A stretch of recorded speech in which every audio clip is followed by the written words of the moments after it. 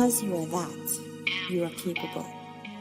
You are gifted and you are so unique. All of the things that you may hate about yourself are your strengths.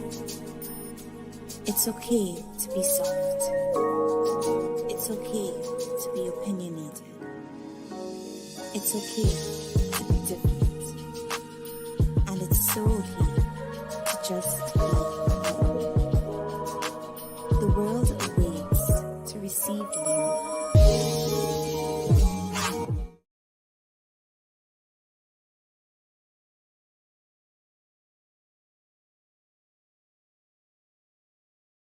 Hold on. Let's do it again. Let's do it one more time. Y'all know me. Bitch, I'm back. I'm popular the man. Bad Girl Sundays. No, it's Good Girl Sundays. Blessings, everybody. Welcome to Uncensored Enlightenment Talk. And you're here with your host, Grace Levi, on a Sunday where we talk about celebrity news. We talk about international news, local news, all the crazy things that's going on from an enlightened, uncensored perspective. Yes, you know how we do. So I'm glad that you're here with us this Sunday. Welcome. Rumble, YouTube, IG. Thank you. I appreciate you guys. Y'all know I'm coming in hot on Sundays. Okay, now let's get it started. Today I have an action-packed Sunday. I think we're gonna be here for a little while. We're gonna start with Carly Russell. Carly Russell is the young lady who came up missing after she allegedly stopped after seeing a young child on the road. Now, again, hold on. Just want to make sure that I'm here. It's in Atlanta. Just want to make sure I'm saying the right place. Now, again, we have weird things happening all around us. Now, this story was very, very scary at first, definitely being worried about the 25-year-old and her whereabouts in the actual circumstances. So let's just listen to this article first before I actually do a reaction, which I know I got something to say. I think mental illness is on the rise.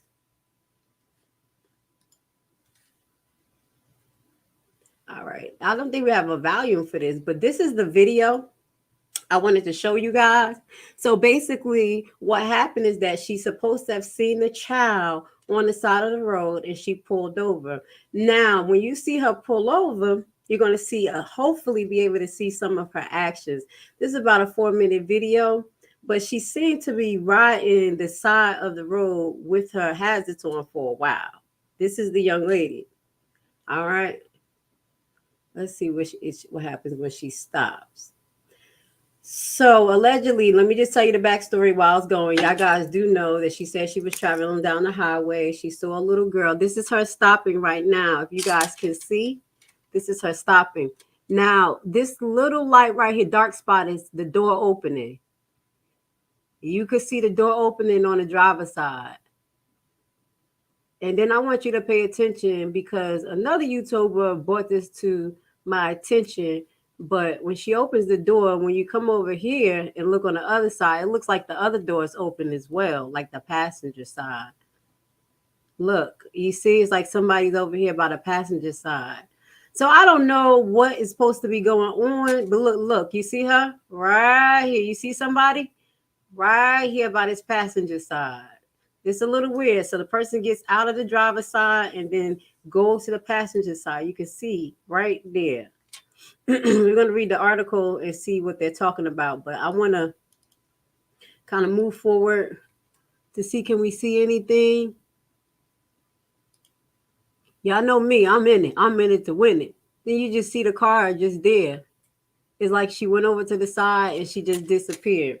So now let's just read the story because she has been found. She's been located at a hotel. She called her family. So let's get to it. Now, Miss Charlie Nicole Russell, 25-year-old Black woman who, this is her height and weight, 5'4", 150 pounds, resides in Hoover, was reportedly missing July the 13th. Let's see what he got to say. Hold on. When was this?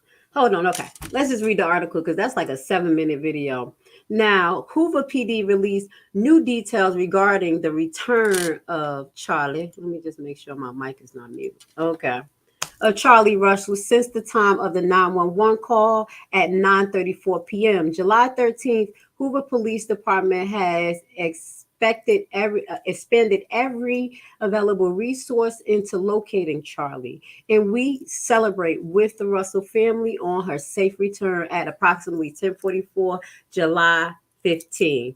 Okay, so I'm trying to figure out how did they find her, because allegedly they found her at the hotel, or she called from the hotel, and how she get there. Okay, Hoover police says that they have worked to retrace Carly's actions from the time she left until she called 911. They say that they are working to complete that task. At this point in the investigation, investigators have not been able to locate anyone with Charlie from the time she left until the 911 call was made. According to the press release from the Hoover PD department, at 10:44 p.m. on July 15th, the Hoover 911 call received a call from Charlie's residence that she had returned home on foot.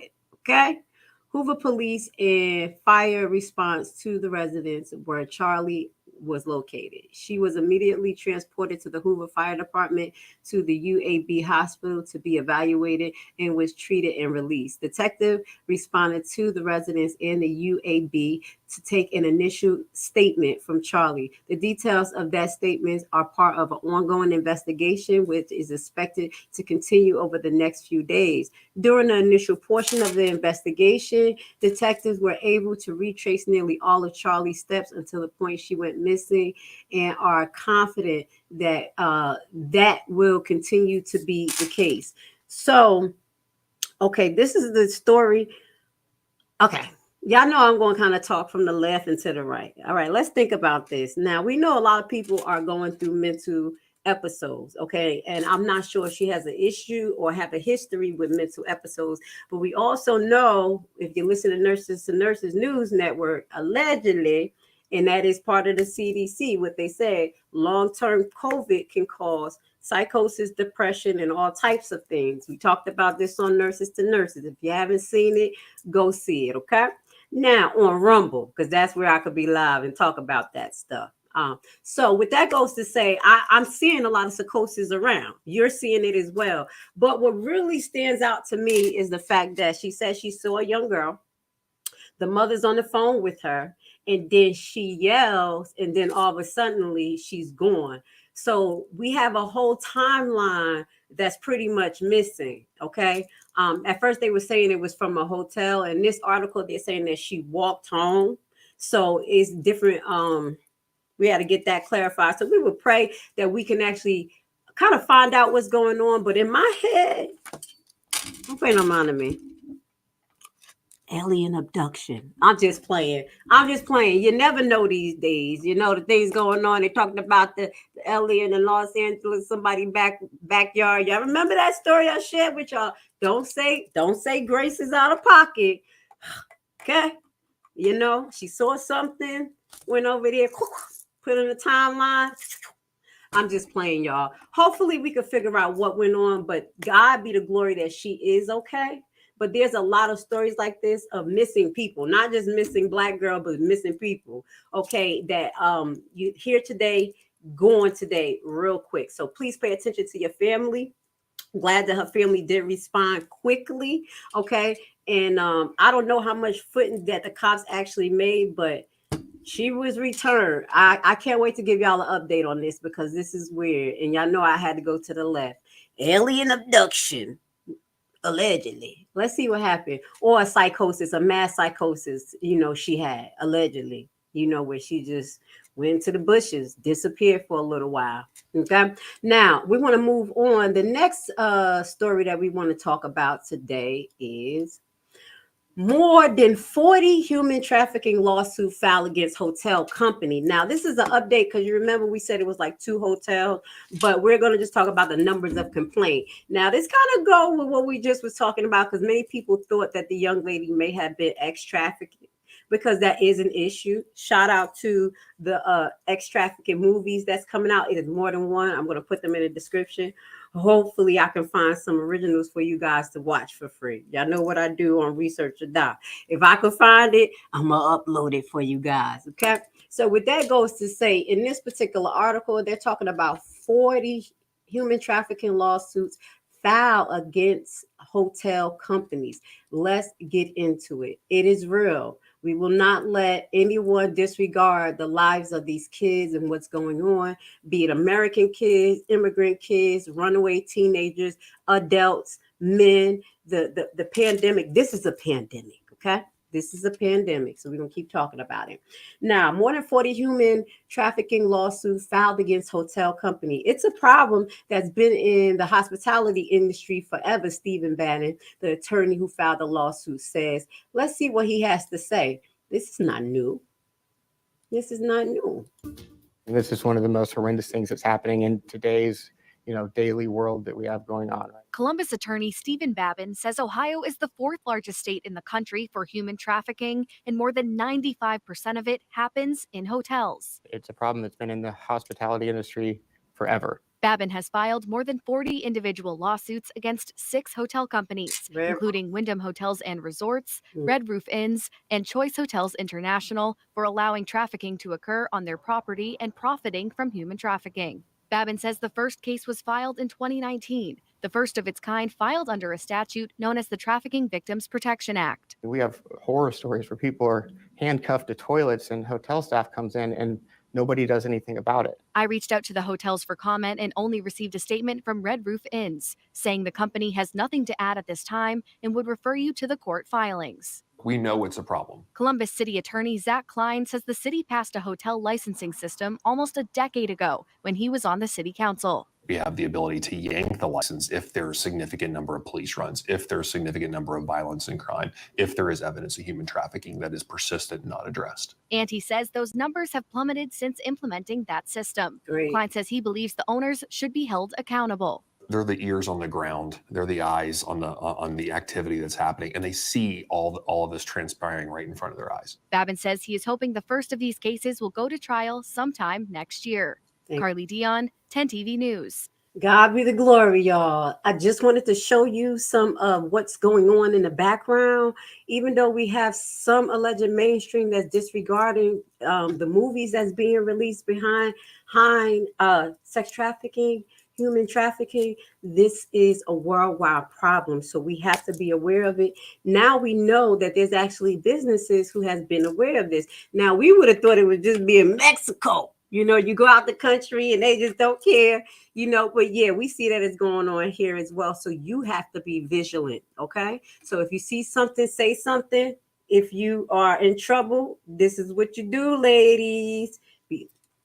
Okay. This have saved people's lives. So that's a universal sign of I am in trouble.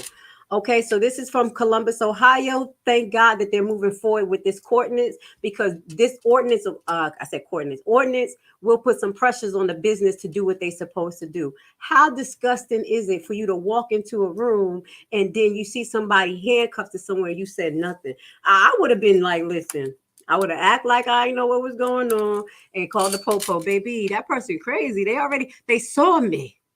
They may come and get me. No. I'm telling.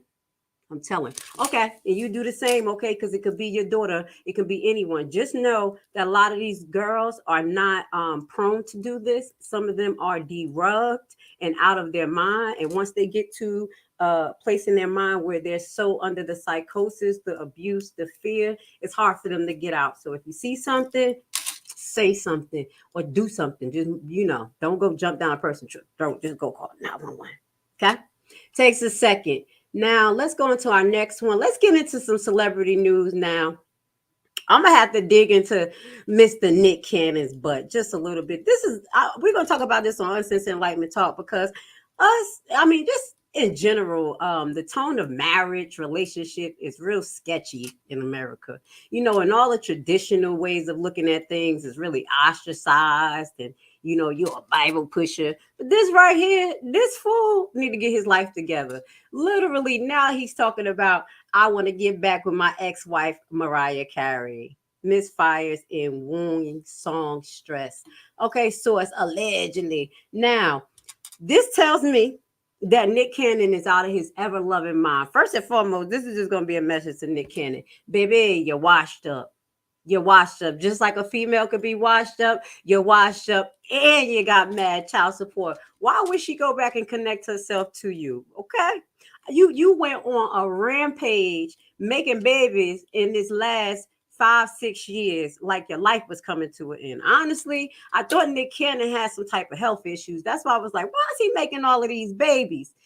Maybe he need a bone marrow transplant. Something's going on. But right now, look at him.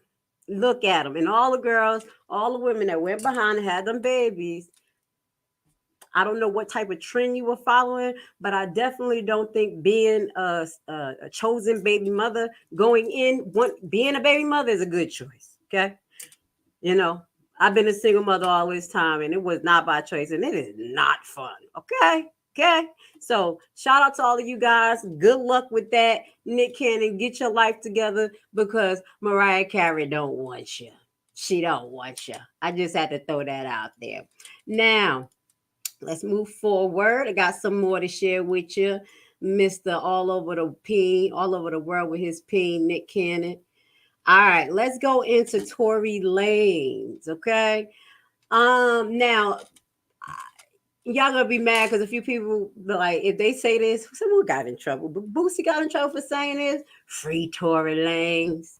Free Tory. So no. Well, you know, his life is his life. You know, as I say, every dog deserves his day.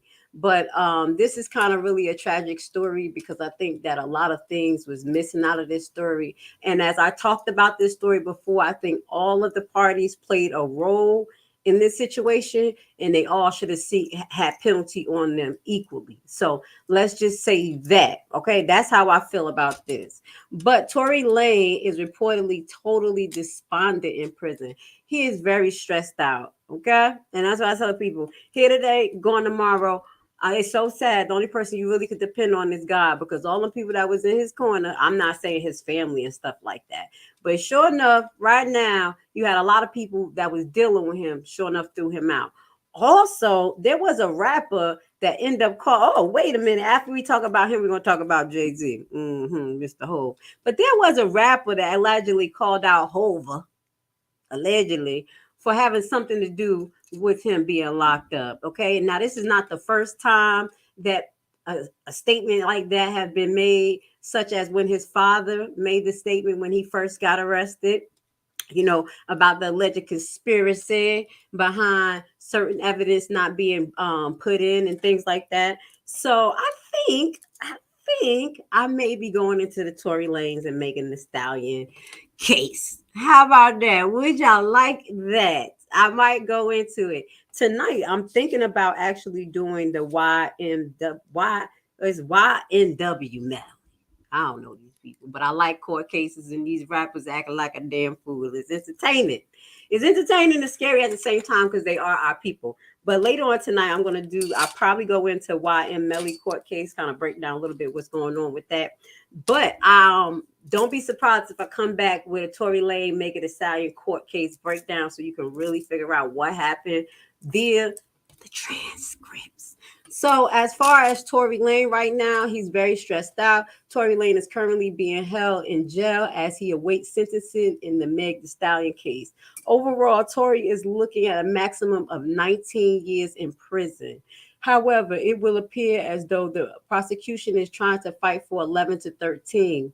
At this time, it remains to be seen how all of this will go. Tory and his legal team have put in multiple appeals. Although the judge continued to uphold the guilty conviction, now Tory wants to add another judge to his legal team. See, they be having retired judges coming in there. That's what Cardi B did. Once again, the judge shot down. According to the legal report, reporter Megan. As the story goes, Tory Lanez wants Ronald Renee Dixon to be on his team. In this role, she will work under Jose Babes, who is one of the most high-profile defendant attorney around. Unfortunately for Dixon, Babes is paying her no mind right now. This subsequently led to her telling Cuffton that she thinks Tory is being taken advantage of. Ooh, so they're trying to make it seem like Tory team is setting him up. Oh, wow. Additionally, she says Tory looks totally despondent behind bars and that his eyes are completely black. Oh, wow. She even went through the trouble of writing a motion to get Tory Lane bail. So actually, this is a white lady. She like, something not right here. What's she seeing in this case that we don't see? I'm gonna have to follow this case real quick. I ain't just saying because she's white, but she sees something. Tory Lane is due in court today. He got a new lawyer who wants to join the case. I talked to her last night. His eyes were black. He was totally despondent. He told me he wanted to go to state prison. I said, you want to go to state prison? Why? You know why they want to go to state prison? Y'all don't know what goes on in jail. County jail is one of the worst jails to be at because you have a bunch of like puppies, hound dogs, people who don't know what they doing, what's going on, meaning like their cases in limbo. So emotionally, they're all over the place. If you have, I'm gonna just keep it real because I have basically been doing a bid with my little brother. Y'all know who he is, True Bannon. And when he was in the actual the county prison, he said all they did was fight. It was stabbings. It was just totally off the hook. I mean, the county type. When you go to prison, I mean the actual prison, not the county when they have you in the county versus prison. Prison is more settled. Okay, you have people who are already subjected to their time. They're just trying to do their time and get out. People have 20, 30 years, not saying that they don't care about life, but they're more relaxed in their situation. And a lot of them are, about time they get there, they're more mature. I'm just going to be honest. So if y'all don't understand why Tory Lane is saying I would rather be and go to prison than be where he's at, because people don't understand how it is to be in prison. I have not been in prison, but because I have been doing a consecutive bid with my brother and going through the emotional roller coaster and, just the things that he went through just to survive. And not to say it's not their fault. They're not supposed to be in there. But regardless of the situation, you got to understand of the inhumaneness that goes on in these prisons. And it's not really rehab. Okay. I got to talk about it. People deserve to do punishment, but this prison system does not have an adequate rehab system across the board. So people are going in there, learning new crimes, getting associated with other things, getting into gangs. Okay. I.e. example, my kid's father, after I had my daughter, he got locked up. Okay. No, just around the time before I had my daughter. Okay. He wasn't in no gang, nothing. I'm not going to say his name. He was 30. No, how old was he? 28? No, yeah, probably like 28, 29. Never in a gang. Went to jail and got in a gang. Okay?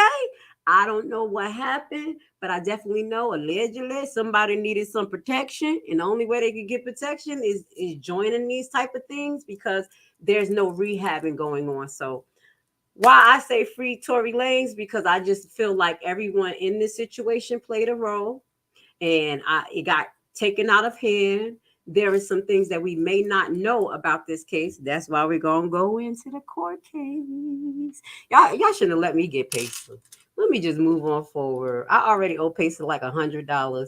Y'all think it's free? It's not free to do that. I'm spending my money so I could go get y'all some of this information. And then I just love the court cases too. You learn a lot. You never know what you got to know in this world because they be putting stuff on people. Now let's move on. What's going on with Shien? We're going to talk about Shien. Shien is one of the biggest clothesline in the urban hip hop industry right now. And they are under watch. They're being sued. Why is Shien being sued? Let's get to it. Who knew? All right. Why Shien wants to take down Twitter and Tim. So they down there. Shien accused of criminal activity and bombshell RICO lawsuit. RICO? What the hell? Let me find out they over there intimidating people allegedly and saying don't sell to these. Let's read it. Okay, what's going on with Shien? They're applying RICO charges to everybody. So you see why I roll by myself? See why I roll by myself? It's just me and God. You ain't about to associate me with that because I talked to the person. Oh my God.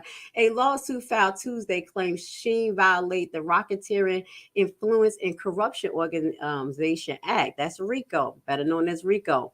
This latest legal action marks an escalation of the mermaid lawsuit that sources of brand and artists have filed against the Chinese fast fashion giant that for trademark infringement in the recent year. All right. Are they going in on people's stuff? So in the 52-page complaint, plaintiff, this is all the plaintiff, Krista Perry, Mash, Jay Brown.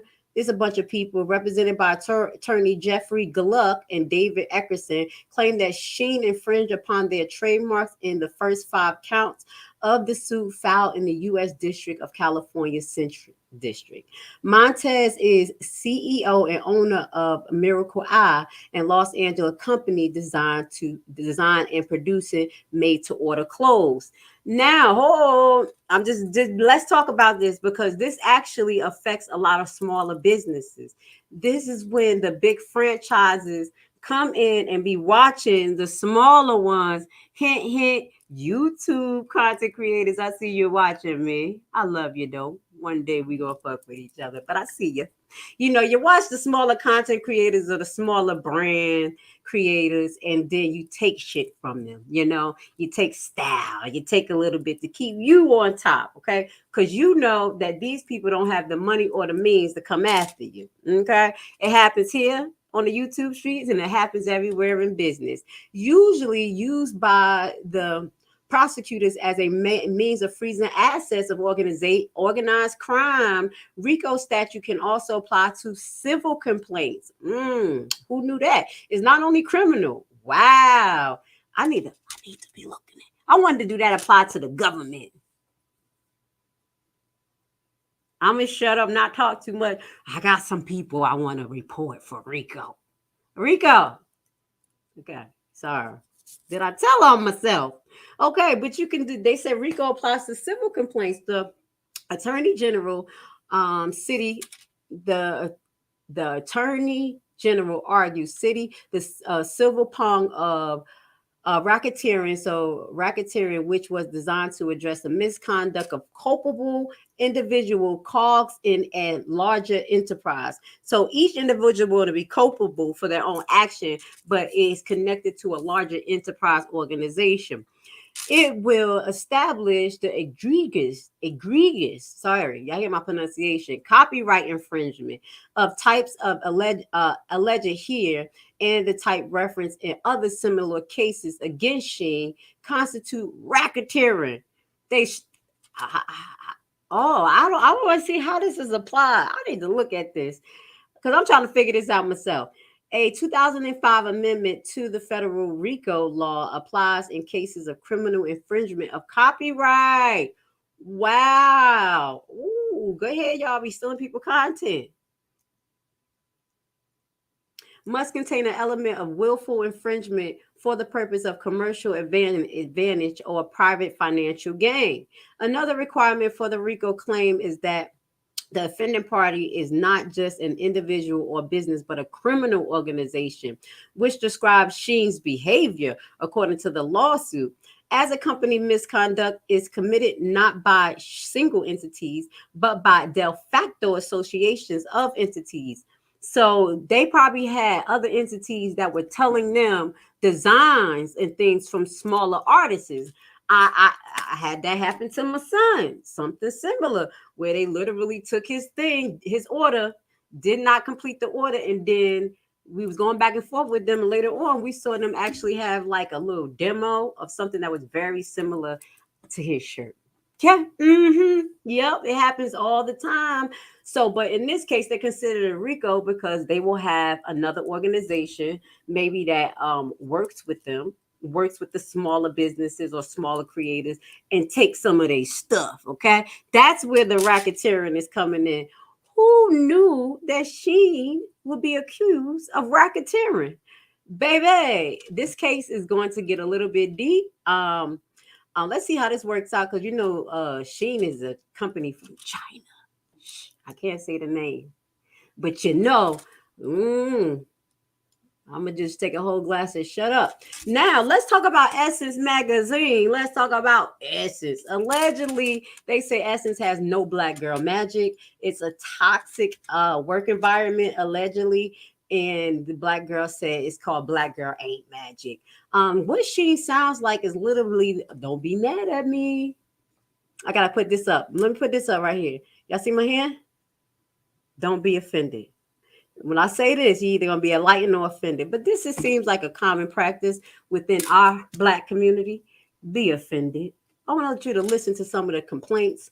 Complaints such as superiority, microbullying, money not being distributed or paid correctly, people not being acknowledged. On June 28, 2020, an anonymous group of women who said they worked at Essence magazine published a letter on a Medium accusing the company of fostering an unhealthy work environment. Now, I know y'all like, yeah, other companies do that too. We ain't talking about that. We're talking about what we got. We ain't got a lot, but we got Essence. Okay, so we're going to have to fix this. The company launched 2 independent investigations. Now, y'all going to listen about how they behave after these comments was made. That's why we know that it's toxic, okay? It sounds like nursing to me. It sounds like healthcare, personally. A company launched 2 independent investigations, which could substance the claims made in the letter. Some employees felt like their concerns were not taken seriously. 20 former and current employees talked to insiders about their experiences working at the magazine. Despite changes, some remain unsatisfied with the company law. Let's give it to them that some changes have been made, but we don't know what changes. Okay. On June 28th, we talked about that. So the Essence brand promise it's fraud. The Essence brand promise is fraudulent, the essay says, published in Medium claim. The once Excel Medium brand dedicated to Black women that has been hijacked by culture and corporate greed. And that's what goes on with us. Culture and corporate greed. Yes, we get into this culture that we are the boss, we are, we're the top dog, and we don't want nobody else to get bigger. So some of that backbiting goes on in the community. Tell me I'm lying. I don't care what they doing. I'm talking about us. Yeah. Let's fix ourselves. So now the letter says that the leader of Essence fostered an extremely unhealthy work culture, rife with pay inequality, sexual harassment, corporate bullying, intimidating, colorism, and classism. Yes, y'all want to complain about white people. You need to complain about yourself, us. It's all of us, okay? Colorism is within us. It's some of us don't be like, I'll come out naturally like, I don't like this person because they dark, this, that, and the third. But we have a serious issue with judging people by their facial features or demeanor, knowing that our demeanor is based on all the hardship we went through and all the extra stuff, but we still seem to judge each other. Classism, does it sound like the boule? Allegedly, does it sound like the blue boule? They were talking about the boule. I probably put that as the that video that you hit at the end of the video. Bang! It's gonna be about the boule. We already got something up about that. Okay. Now, what did they say? Classism. One that begins with Denise, the beauty mungo behind Shea Moisturizer, bought the publication in 2018. So allegedly a drastic change started in 2018. Okay, let's not say it was always like this, but this is highlighting from this time. So we'll clarify that. After the letter hit the internet, Denise and the rest, now this is what we need to pay attention to. This is when you know it's toxic because it sounds like healthcare. Talking about who has any issues. Listen, after the letter hit the internet, Denise and the rest of the Essence leader team scrambled to deal with the implosion. In the public statement, Essence denied the allegation, calling them mischaracterizations, I do apologize, an unfounded attempt to discredit our brand and assassinate personal character. Now, I don't agree with that statement, because if this letter was coming from outside and not inside, and they said a variety of people who work there and don't work there, used to work there, then you could possibly say that. But why would the people working there do that if it's such a beautiful environment? Make it make sense. Okay, so let's not play the mind games and using these words to sensationalize stuff, because Grace Levi ain't gonna fall for it. The magazine hired 2 law firms to investigate. Does it sound like some strong arming going to be going on? First and foremost, why would you hire 2 law firms instead of a company that's going to help you make your environment better? First and foremost, because the lawyer is not going to make it better. They don't know how to be trained in caring, employee consideration, and all that type of stuff. Okay, it's called quality assurance for your business. You got to make sure that your employees okay. But no, you get 2 law firms to investigate, but the independent review cannot substantiate the accusation of the bullying, harassment, and discrimination made in the letter. Who would admit to a lawyer that you're treating them bad, that you hired? Who would do that? That's stupid. I don't think Black people are stupid though. We ain't stupid. We stubborn, but we're not stupid. Still, some employees say they have witnessed management become increasingly defensive. The company held town hall meetings over Zoom where they encouraged people to speak up about their concerns. Only by airing out these concerns, they said, could they make the workplace better. But some former employees who attended the meeting said the sentiments didn't seem sincere. Instead, they believe leadership became obsessed with sniffing out who wrote the letter. Okay? Sounds about right. Where we ain't focusing on what we need to focus on, Black people, you want to cover up somebody talking about you instead of trying to figure out what's the problem and actually fixing it. Yes, this one is for us. This is Essence Magazine. This is trifling. Okay, but some former employees, like I said, attended it, felt like it wasn't sincere. Instead, they believe leadership became obsessed with sniffing them out. It was a critical turn point in establishing trust with employees again and assuring us that our work matters here. A former employee present at the meeting told Insider, but in the moment, we were made to feel replaceable. Sounds like nursing. The other nursing station, like if you don't want to be here, there's just 2 nurses here with 10 patients. Stupid nurse like, okay, we're going to take 10. We're going to take 10 today. Okay, that's why I say it sounds about nursing. Okay, But in the moment, we were made to feel replaceable. It was a turning point where a lot of folks checked out. Rather than listening and taking accountability, ex-employees said that they felt like leadership tried to undermine their voice and their experience, echoing the sentiments expressed in the open letter. Essence is the most deceptive Black company in America. Why? Essence aggressively monetized Black girl magic, but the company does not intentionally practice Black girl magic, the letter says. The company long-standing pattern of gross mistreatment and abuse of its Black female employees is the biggest open secret in the media business, okay? They say, you want to be mistreated, go over there. It's like a trashy workplace. Insider spoke, allegedly. Insider spoke with 2 former and current employees across titles and departments about their experience working at Essence. 5 former employees were still at the magazine in 2022 or 2023, and additional 9 workers at Essence during the time of the letter was published in 2020. They like, who was it? Who told on us? Many employees were at Essence in 2020 said they experienced or witnessed a hellish, dehumanizing culture with a rigged, top-down hierarchy, some compelling of mismanagement and poor compensation, issues that currently and recurrent employees says haven't been fully resolved in the 3 years since the letter was published. Most of the sources request annuities out of fear from retaliation and to protect their career.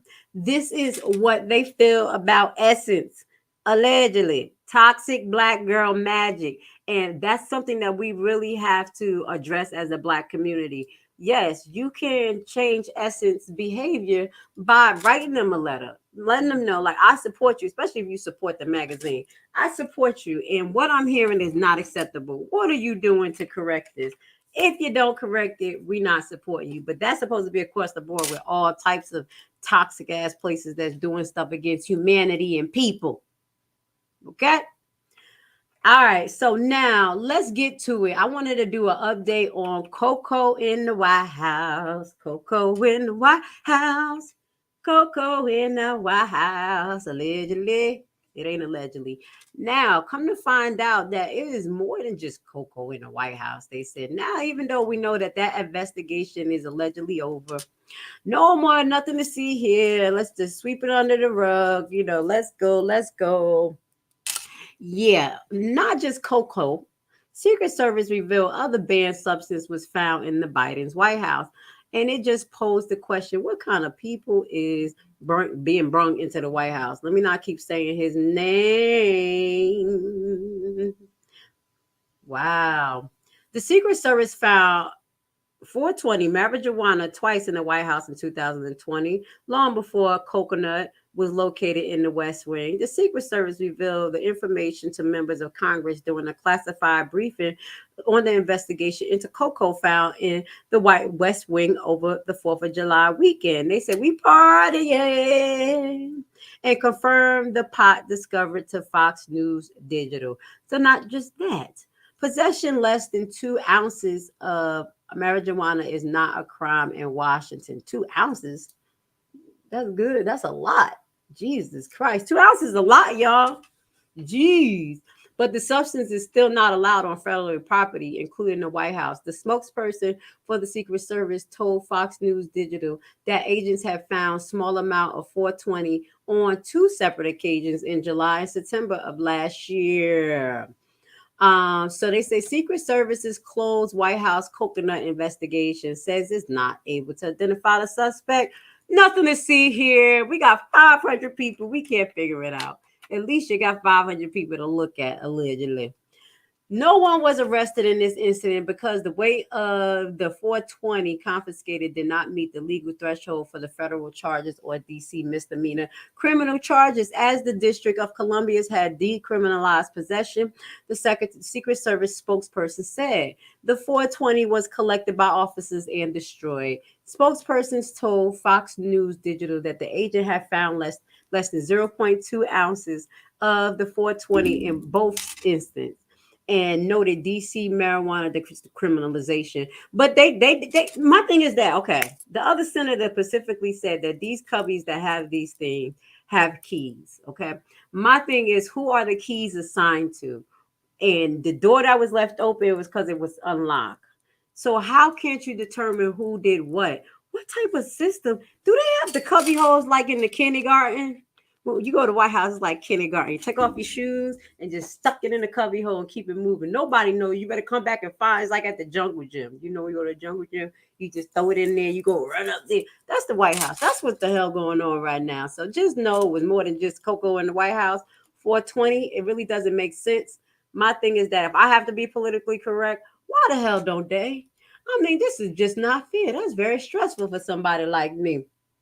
Now, let's talk about a little bit of some of the things that the conspiracy theorists said that AI can do. And it's not just AI, it's actually humans that's doing this as well with your Ring camera. So we have Florida Republican Matt Gonzalez, I'm saying it wrong, sound alarm over Ring alarms, warning people watching you in your sleep and using your bathroom.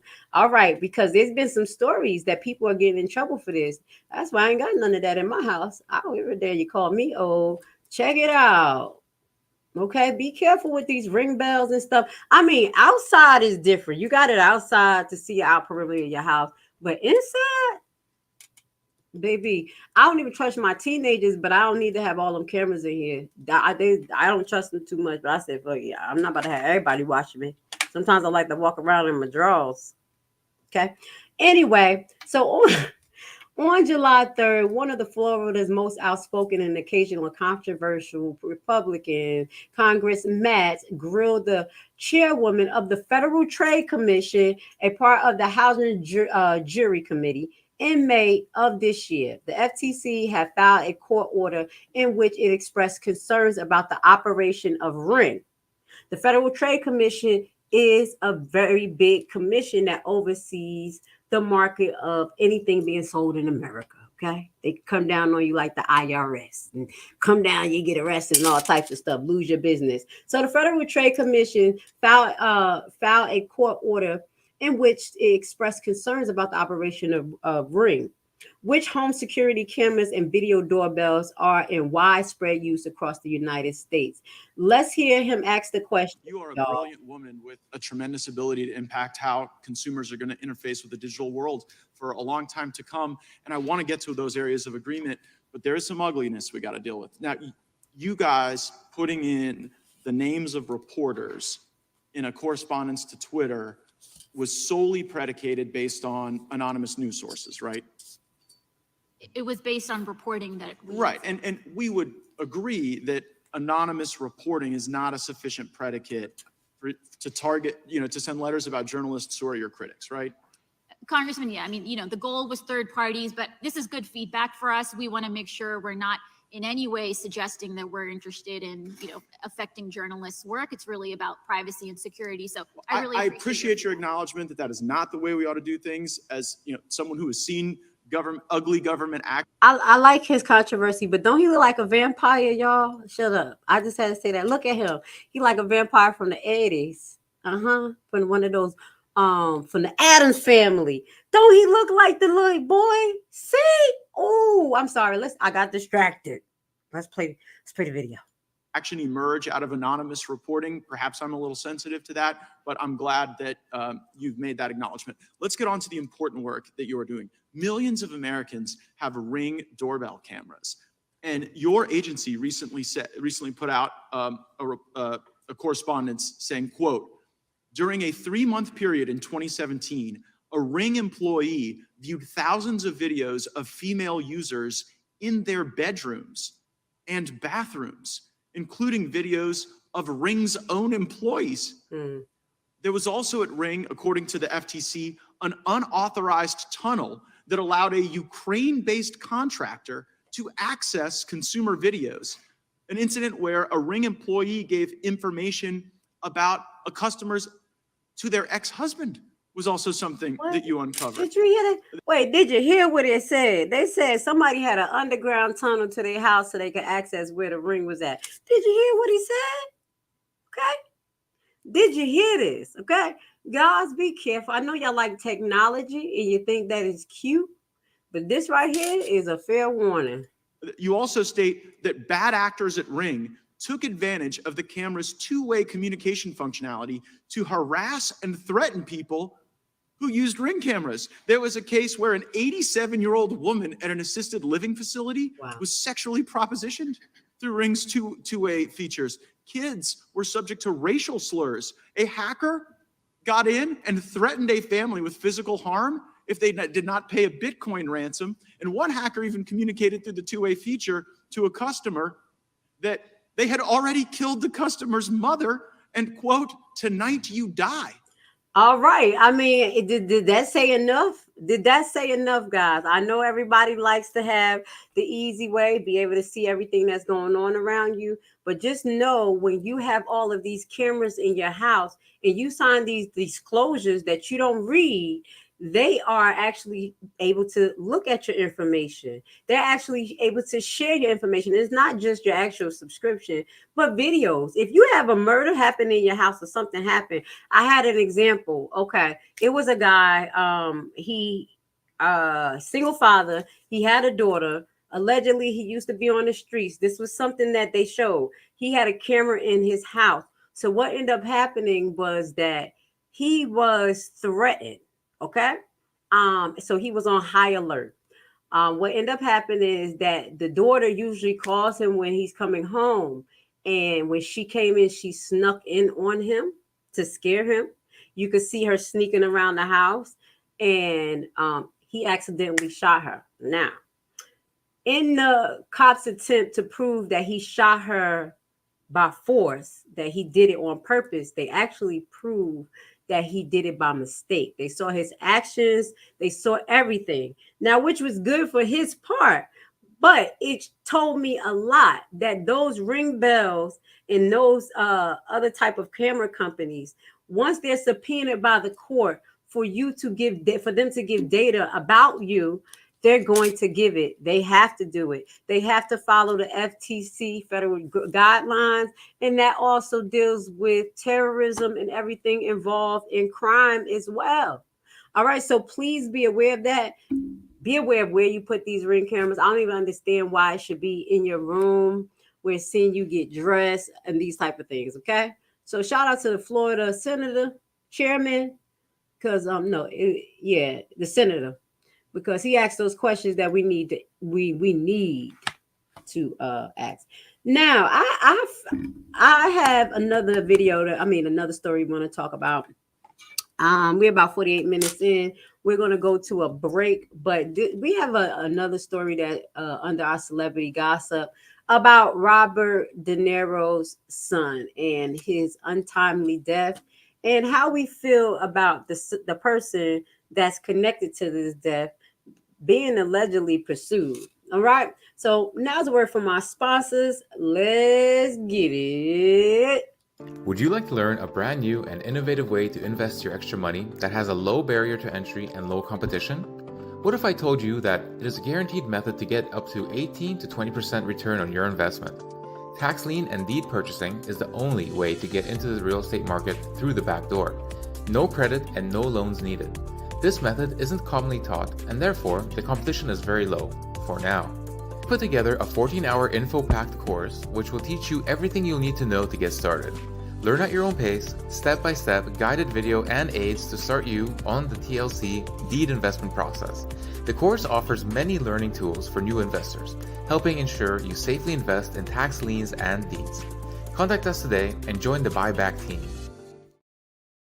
All right. We are back. You know what? I want to get into this next story. This next story is about Usher. Let's get into Usher. Do anybody know what's going on with Usher and his ex-wife? Now, this doesn't specifically involve Usher, but it does involve his wife making a petition to drain Lake Lanier. Okay. Yeah. That's all I'm going to say. I support that. I support Black people going in for the kill. The reason why I support it, not only because Lake Lanier has so many untimely, tragic, weird, scary, ghostly deaths, allegedly, not allegedly. Go look up Lake Lanier in Georgia, okay? Gainesville. Okay? When I found out about that, I was at work. I was working there. I did a contract out there. I was like, y'all got any water? Because I want to go to the lake in the morning or somewhere. It was like, yeah, you go Lake Lanier. I said, oh, okay.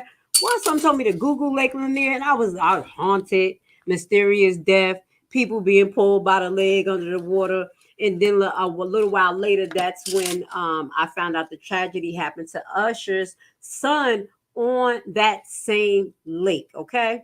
Now, Lake Lanier has a very, very, very tragic history behind all of what I've just told you. If you don't know, I gotta tell you just a little bit. So Lake Lanier basically was a land that was owned by Black people, and we're gonna bring it up. That was flooded by the United States. By the Georgia state of the agriculture or whatever, because they wanted the land. Okay. So we want to go into a little bit about Lake Lanier. Hold on, before we get into the tragic story of actual Usher's son. We're gonna do a little short. I want to find something really short. This is a thriller that someone did about Lake Lanier, but hold on. They got the dive here. Hold on, I want to get something good for you guys because y'all know I have to improvise. I want to get something good for you guys. Because, baby,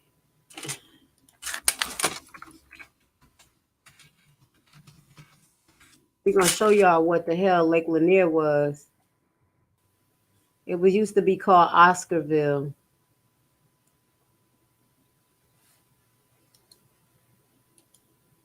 Let's get it.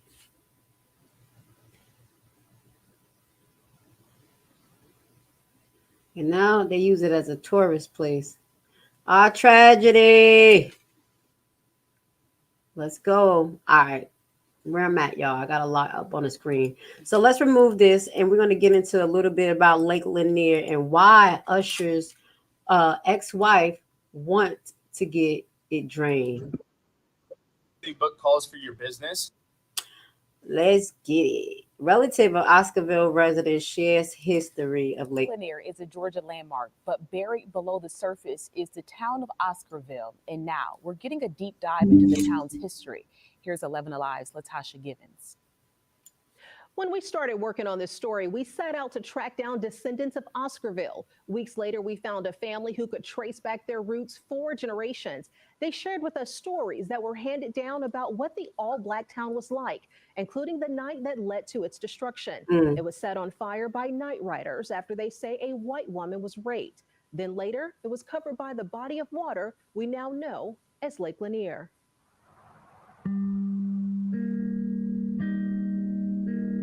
May Crow was buried here at this Gainesville cemetery, but the trail of destruction following her death stretches into the land surrounding Forsyth County, buried beneath these waves of Lake Lanier, where in 1912, nearly every Black resident was forced out. That includes people living in an old Black town called Oscarville. The community was formed in the late 1800s during the Reconstruction era. There was a very strong community feeling among the Blacks.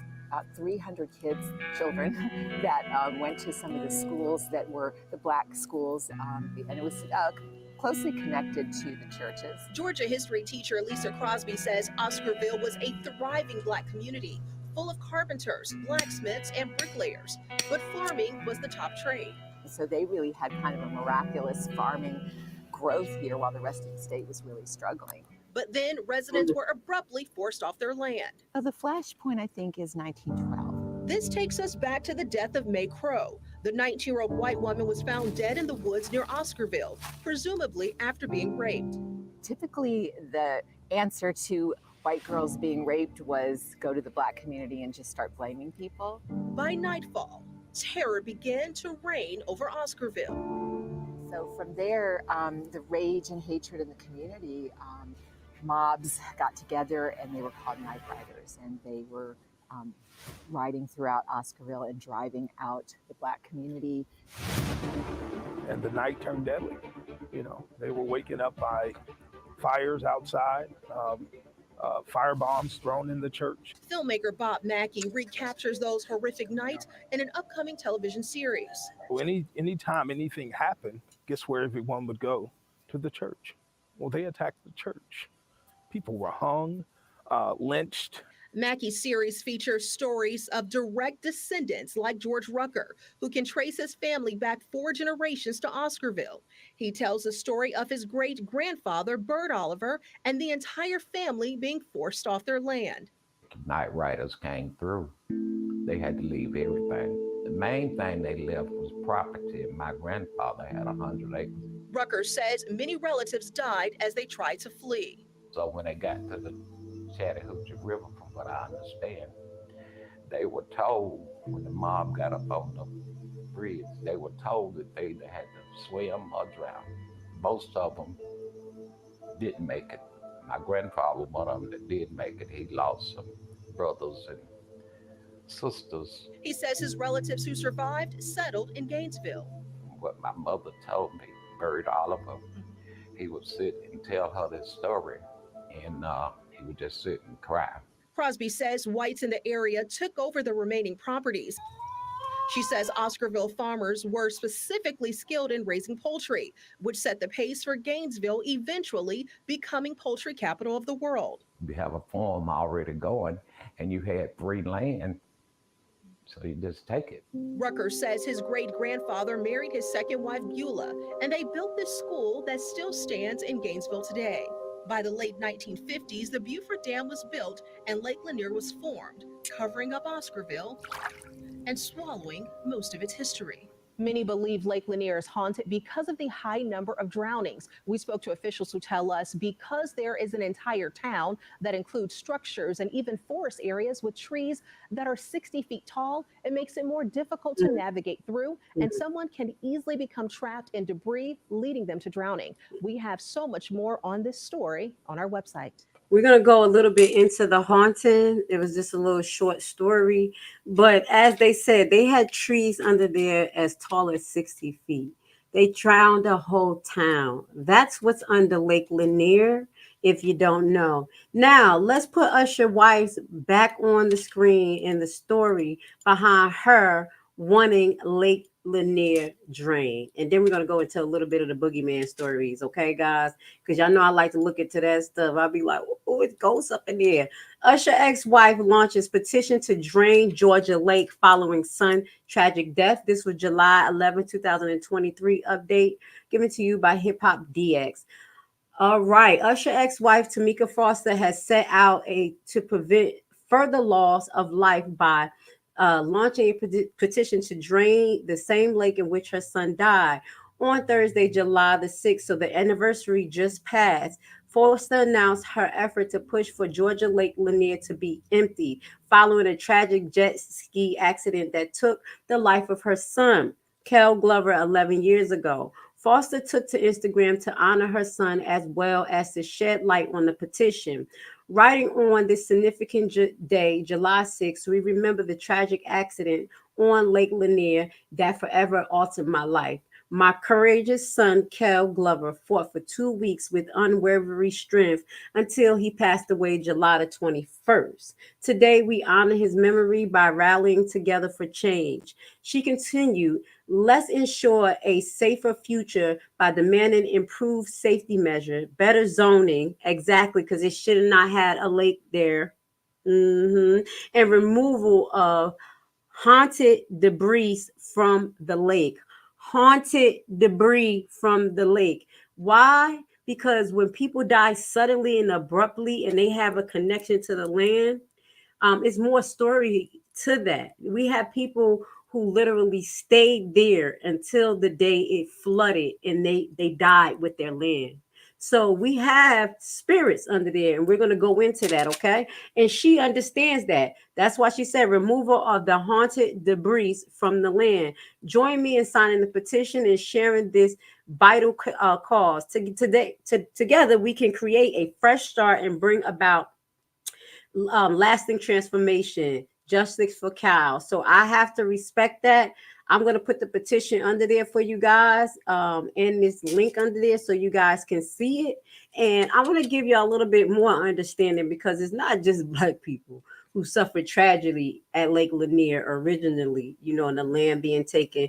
People die there all the time. So this is Scary Stories of Lake Lanier. We're going to do a short reaction to it. The Paranormal Files is from the Paranormal Files. They did this about a year ago.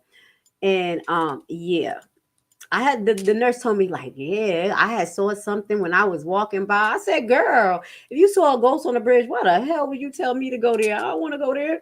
She was like, I'm just saying, I didn't know, but you never know. I said, girl, you crazy. 600 deaths, reports of ghosts pulling people under the water. Lake Lanier seems to be one of the most haunted places in America, and no one likes to talk about it. But today, we're digging in deep into this spooky story. Hey everybody, Colin here. Welcome to Scary Stories Saturday. I'm glad you guys are enjoying these little videos that I've been producing. If you enjoy the stories in the way that sometimes lakes take on a dark persona of their own. They come alive with the stories of spirits, death, and history. And that's the case with Lake Lanier in Georgia. Lake Lanier is a man-made lake, or reservoir, in the northern part of Georgia. It encompasses 59 miles of water, and it's absolutely massive. The lake was created back in 1956 to control flooding of the Chattahoochee River and to provide drinking water for residents of Atlanta. But the story of this lake seems to be cursed, with darkness tainting the land even before it would become a lake. Before Lake Lanier was created, the land which now sits at the bottom of the water was lush, vibrant, and full of life. Lots of animals and wildlife called this area home, and so did a number of people. One community that once existed on the land that Lake Lanier now covers was a small village called Oscarville. At one point, Oscarville was home to over 1,098 Black residents. It was a town where African American individuals could really thrive, and they had built up their own powerful community in a county known for its racism. But events in the early 20th century would change that. In 1912, a white woman named May Crow was found in the woods near the community, beaten almost to death, and she had been sexually assaulted. She died a short while after the discovery of her body, and the crime was immediately believed by the local white community to have been perpetrated by a Black man. So residents essentially rounded up any Black men that they could find in the area, and they arrested them. Eventually, 4 people had been arrested: a man named Rob Edwards, his wife Jane Daniel, her brother Oscar Daniel, and their cousin, a 16-year-old boy named Ernest Knox. Rob Edwards, shortly after his arrest, was drugged from the jail by a white mob and lynched on a nearby telephone pole. The crowd then proceeded to fire hundreds of bullets freely into his body while he hung from the pole. Soon after, both Ernest Knox and Oscar Daniel were found guilty of the assault and murder of May Crow after a one-day trial. They were taken from the jailhouse and also immediately hanged. It's estimated that over 5,000 people gathered from nearby communities to watch the hangings of these 2 men that day. And it's been said that the people there watching this brutal crime happen were celebrating. Weeks before these incidents, another local woman named Ellen... Just listen to the story, because it's not only the horrendous thing you hear, but I want you to listen to this from a spiritual perspective. It does not matter. Like, the color matters, because we know. But when evil is done in a place in land, such as what you're hearing here in the behaviors, this is why allegedly the water is tainted with ghosts, haunted, demonicness. Okay, just listen to the brutalness that went on in Oscarville, to the people who worked so hard for that land. So it was love and blood tied into that land. Grice had claimed that she had awoken and, according to her, this is a quote, found a Negro man in her bed. This led to a local Black preacher being whipped and beaten in the town square. He was also nearly lynched, but narrowly escaped being murdered. After all of this racial violence, a group of white men associated with the KKK who named themselves the Night Riders began to burn down Black churches, Black-owned businesses, and Black-inhabited houses in the area in an attempt to scare people of color out of town. They would appear in the night and set fire to these structures, or even fire bullets into the windows of homes. They would even post notices in certain areas, alerting folks that they had 24 hours to leave before their property would be burned or they would become victimized by violence. And eventually, these scare tactics worked. Within 2 months, virtually every Black resident in Oscarville, almost all 1,098 of them, had fled the area. It was essentially an ethnic cleansing. And Oscarville, after its almost, it wasn't everybody, y'all. Some of them stayed. Okay. Abandonment became a ghost town. So fast forward to the 1950s, when the Army Corps of Engineers sets their sights on the area and wants to begin the construction of Lake Lanier.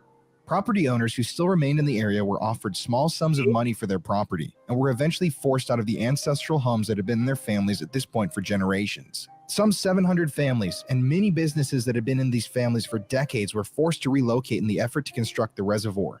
And the money that these families were paid for their land ended up being too small of a sum to survive off of. Lots of these displaced residents were forced to leave the county and area altogether and find somewhere cheaper to live because they simply couldn't afford to live near there anymore.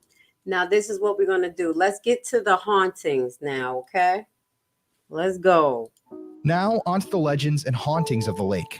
Lake Lanier has been a magnet for death ever since it was created, and it continues to be to this day. Since 1965, it's been reported that over 675 people have died in Lake Lanier. Many of their bodies have never been recovered. Another member of the Army Corps of Engineers, Nicholas Baggett, claimed in an interview that there have been hundreds of drownings and boat accidents on the lake. He also confirmed in the interview that some of the bodies are still there underwater. He also said that without a body, there's no closure for family members who have one of their own die in this body of water.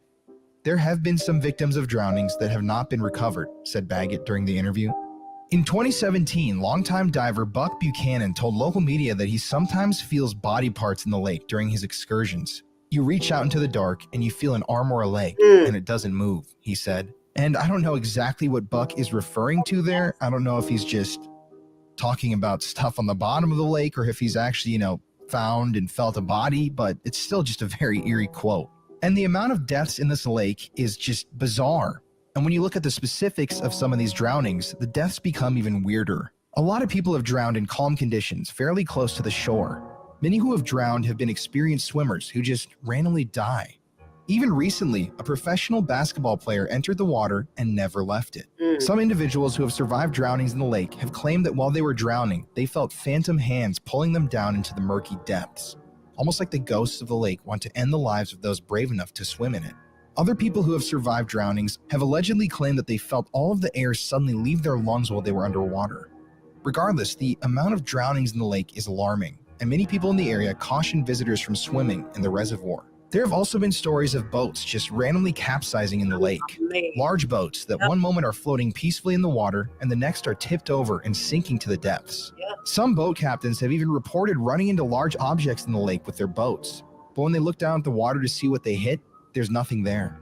Just the dark, open water. It's also been said that massive waves and storm systems will appear out of nowhere on the lake. One moment the weather will be calm, and only minutes later, your boat is in danger of capsizing. I don't know how the hell this could be happening, but based on the staggering amount of reports of this phenomenon occurring, it seems that indeed it is. Lake Lanier has also been a place haunted by strange disappearances, murders, and mysteries.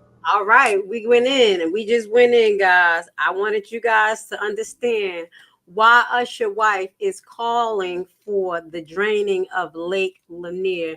And I agree to that, not only for retribution to us, the people of Oscarville, Black slaves, ex-Black slaves who worked hard for their land, but also retribution to all these families who suffering deaths at the hands of this lake. The lake is dangerous, okay? The lake is dangerous. Now, we want to go into Y.M. Melly, but it's something I wanted to talk about him a little bit. Just one thing. This is so ridiculous because we may go into his case today. But I want you guys, this is going to be our last celebrity topic for right now.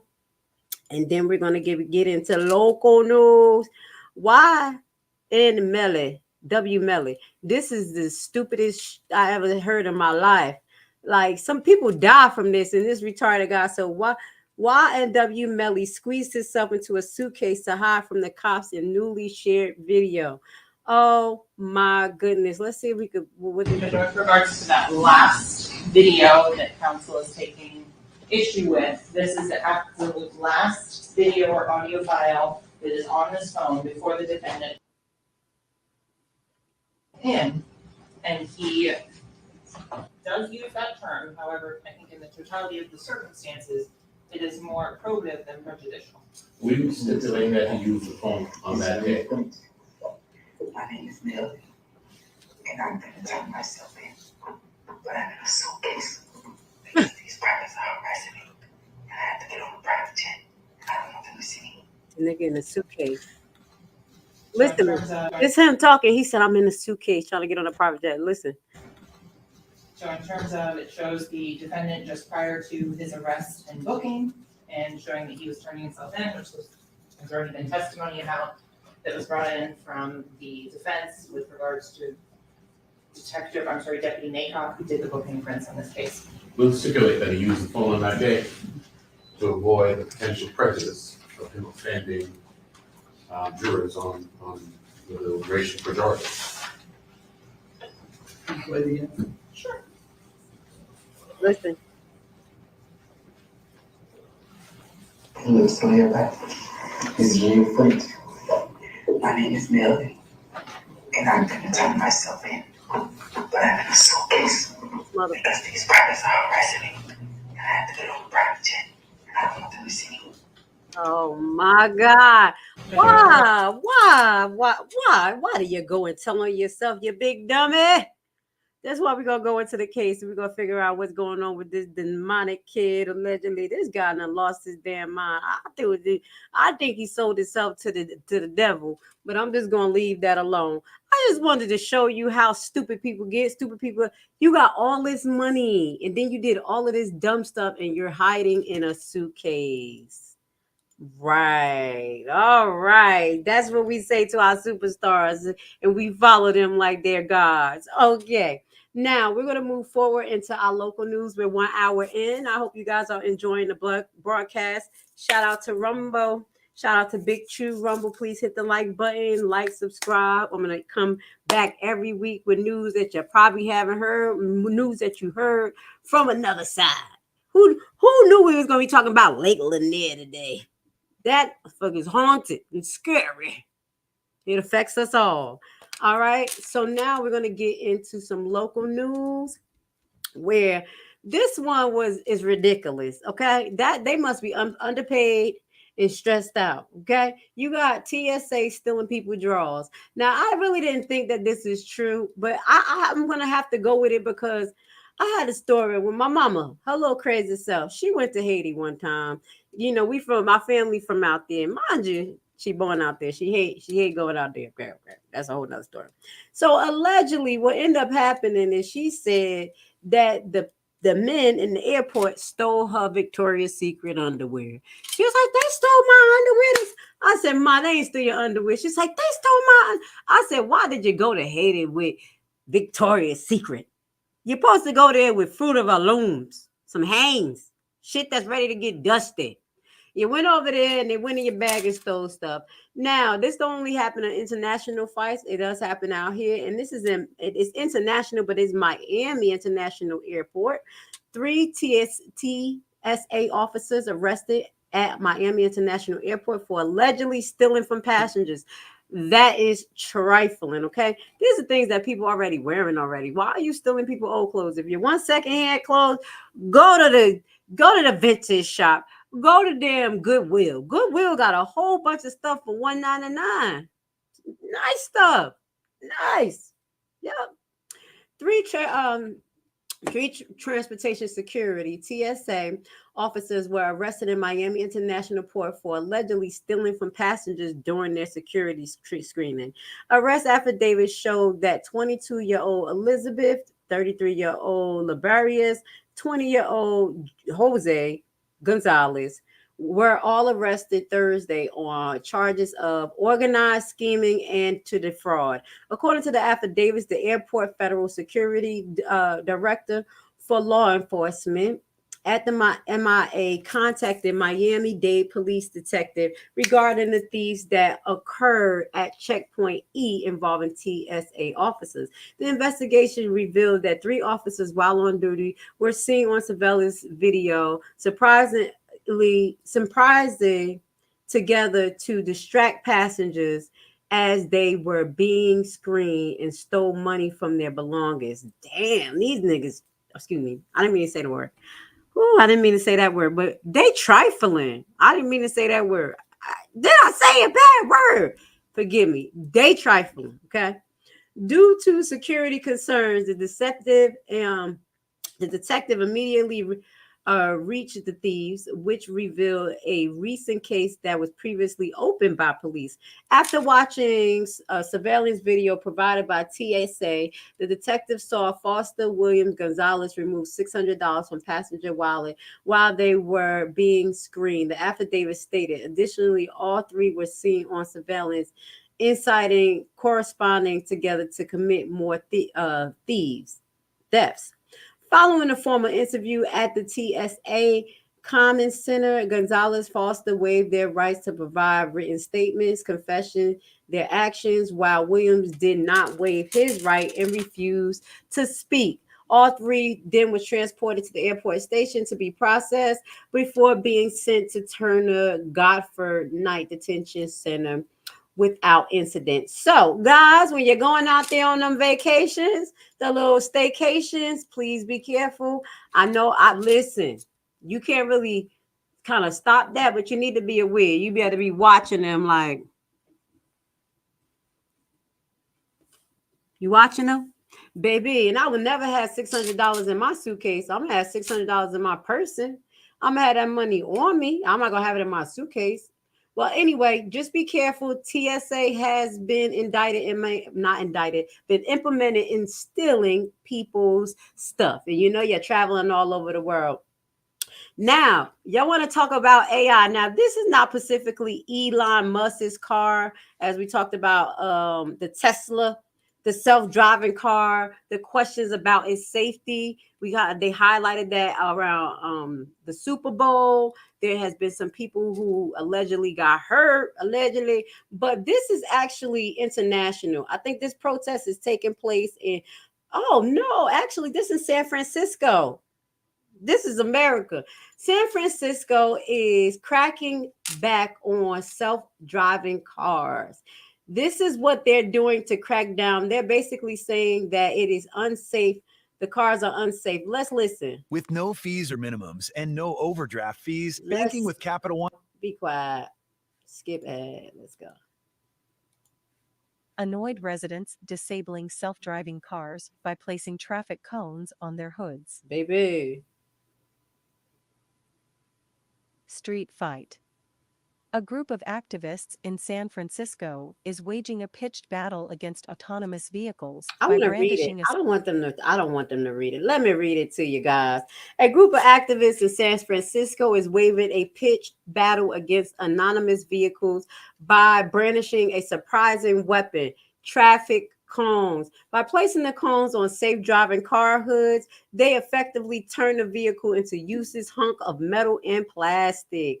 The group Safe Street Rebels is protesting against the encroachment of the safe driving cars owned by Waymo and Cruise, which are hoping that a vote by the state commission panel on July the 13th, we gotta look, that probably happened already, will allow them to expand the robo-taxi operation in the city, according to ABC. The activists who are calling their actions leading up to the vote, the week of the cones, they said not today, don't want this to happen because they think this expansion will increase the number of cars in the city. The vehicles are unsafe to pedestrians and they block traffic such as buses and emergency vehicles. As a pedestrian, I am concerned. A member of, he might put a cone on his ass so it could stop, right? Walk with a cone. Like, yeah, baby, I'm gonna have a cone. Hold on. As a pedestrian, I am concerned. A member of the activist group told ABC7, I see them stop and open their doors in the bike lane. Yeah, imagine that. I feel rushed when crossing the street in front of them. If I take the bus, I wonder if it will stall and all 40 of us be stuck behind it. So this is a group of San Franciscans realize that they can disable Waymo Cruise robo taxi by placing a traffic cone on the vehicle hood. They're now encouraging others to do so. Hell no, we will not consent to this. So what's the deal with the self-driving cars all over SF? These companies promise their cars will reduce traffic and collisions. But instead, they block buses, emergency vehicles, and everyday traffic. They've even unalived a person and a dog. And they're partnering with police to report everyone all the time without anyone's consent. And most importantly, they require streets that are designed for cars, not people or transit. They exist only for profit-driven car companies to stay dominant and make it harder for transit to stay afloat. But we can do something about it. Wow. First, find a cone. They're everywhere. Then gently place it on the car's hood. Make sure their car is empty. And repeat. It's really fun and anyone can do it. Thursday, July 13th, there's a state hearing for these companies to expand operations in SF. Hell no, we do not consent to this. This week, tell these companies what you think with a cone and check the link in bio for more info on making public comment.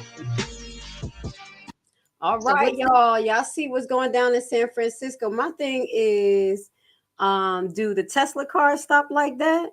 And they like, listen, when I be crossing the street, I be feeling rushed, like they about to hit me. I'm like, yo, you that pull a cone out and be like, stop. Now, this is not only what one of the things that was very interesting, if y'all didn't catch it, it literally said that they're reporting things to the police, these cars. So literally they're self-reporting AI cars that are taking jobs from people, taking jobs from people who work in the transportation industry. Okay, not only that, but they're creating allegedly unsafe situations. Imagine the door just open, the car just stopped, the door just open, you driving on a bike lane and you just flip over. That's what she was talking about. So there is a fight against these robo cars taking place in San Francisco. If you don't know, now you know. Okay, we have some more local news to give you. Before we go into our next local news, what we're going to do, because we're an hour and a half in, we're going to get off of Instagram. I'm going to give you one more commercial, and then we're going to run through what we got to. We got a whole lot more tonight. It's just because I don't come on twice a week, because I go on twice a week on my other platforms, you know, Nurses to Nurses News Network and Primetime Home Buyers. We got to get to the business.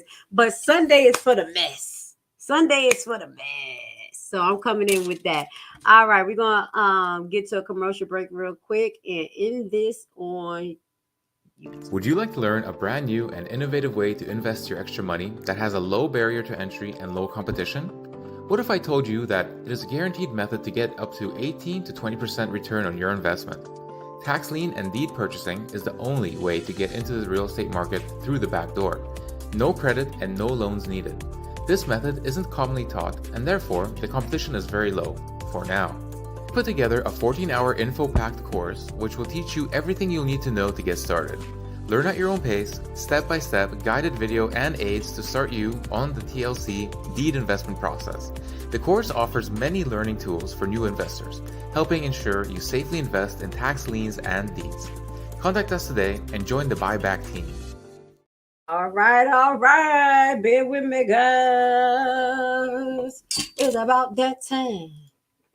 Okay, now let's get into some more local news. Let's get into some gun safety. As we know, this lady don't look like she made a mistake. Allegedly, she looking like she crazy. But allegedly, a mother who was cleaning her gun in Clayton County accidentally shot her 10-year-old son through the door or through the wall. Let's get to this. This is about gun safety. Okay, guys. A lot of people have the right to carry guns right now, but it doesn't mean you got the common sense. First and foremost, before you clean a gun, you always look to see if it's loaded. Just pull the thing back and look, even if it's just scary. That's the most important thing you can do to save a life, to know if the gun is loaded. So let's read this story. Clayton County mother cleans gun, shoots 10-year-old son to death through bedroom wall, police says. Look at her face. I'm sorry, mama. You should be crying. She don't look like she crying. So the Clayton County boy is unalive after he was out by his mom, according to the Clayton County Police Department. What did they say? At least 70 Georgia teens and children has been shot to death since the beginning of the year. All right. On July 6th, around 11:30 p.m., officers respond to Grady in reference to a person being shot. When officers arrived to the hospital, Grady's official told them that the 10-year-old boy had passed away. Police said the 34-year-old Brittany Parks was unloading her handgun when it accidentally discharged. A bullet traveled through the wall into another room and hit her son. Through multiple interviews, police said that Parks and her boyfriend gave different accounts of what led up to the shooting. Some police said that they had enough evidence to probably cause and arrest Parks. She was charged with involuntary manslaughter, cruelty to kids, and reckless conduct. Now, it depends on the story. Somebody must have not been telling the truth. The child has not been identified. He is one of the 70 children in Georgia that is reportedly that has been murdered or shot across the state since the beginning of the year. Now, what did it say?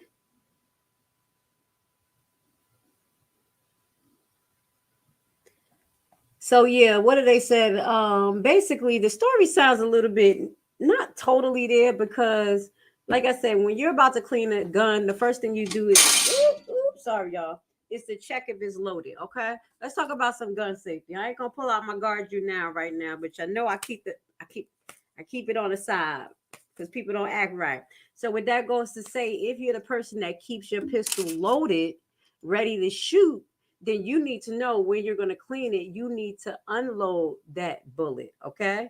Yes, unload that bullet. It's very simple. So, what I can say is that gun safety is something that is very, very something that is not pushed, and I think it should be pushed. As well as I do think that there do need to be a screening of people who are able to have guns. We have to have some type of screening because people are crazy. Okay. Hey, I wanted to talk about Jay-Z today, but I didn't get a chance to. I went to my Jay-Z article. Don't worry, I'll get into him when I talk about Tory Lanez um case. Now let's move forward. Let's get into our next local news. Local. All right. Generation Z. If y'all got kids, please let me know. Is this y'all kids too? Because this is a problem. This is a problem. Critics are coming for Generation Z. And yes, I am. I'll tell you that now. I tell my daughter, get your. I'm talking about her right now. And she called me. Hold on. Hello? Hey. It's okay. Hold on. Where you at? Hello? Yeah. Look, where you at? I'm at Samaji house. Okay. I just literally is about to talk about you, girl. What? I'm live. I'm live? Yeah. They say, okay, let me just tell you. The critics are coming for Generation Z. It's called bed rotting trend. You ever heard of that? All right. He says, but one behavioral scientist call it unlimited anti-productive hack.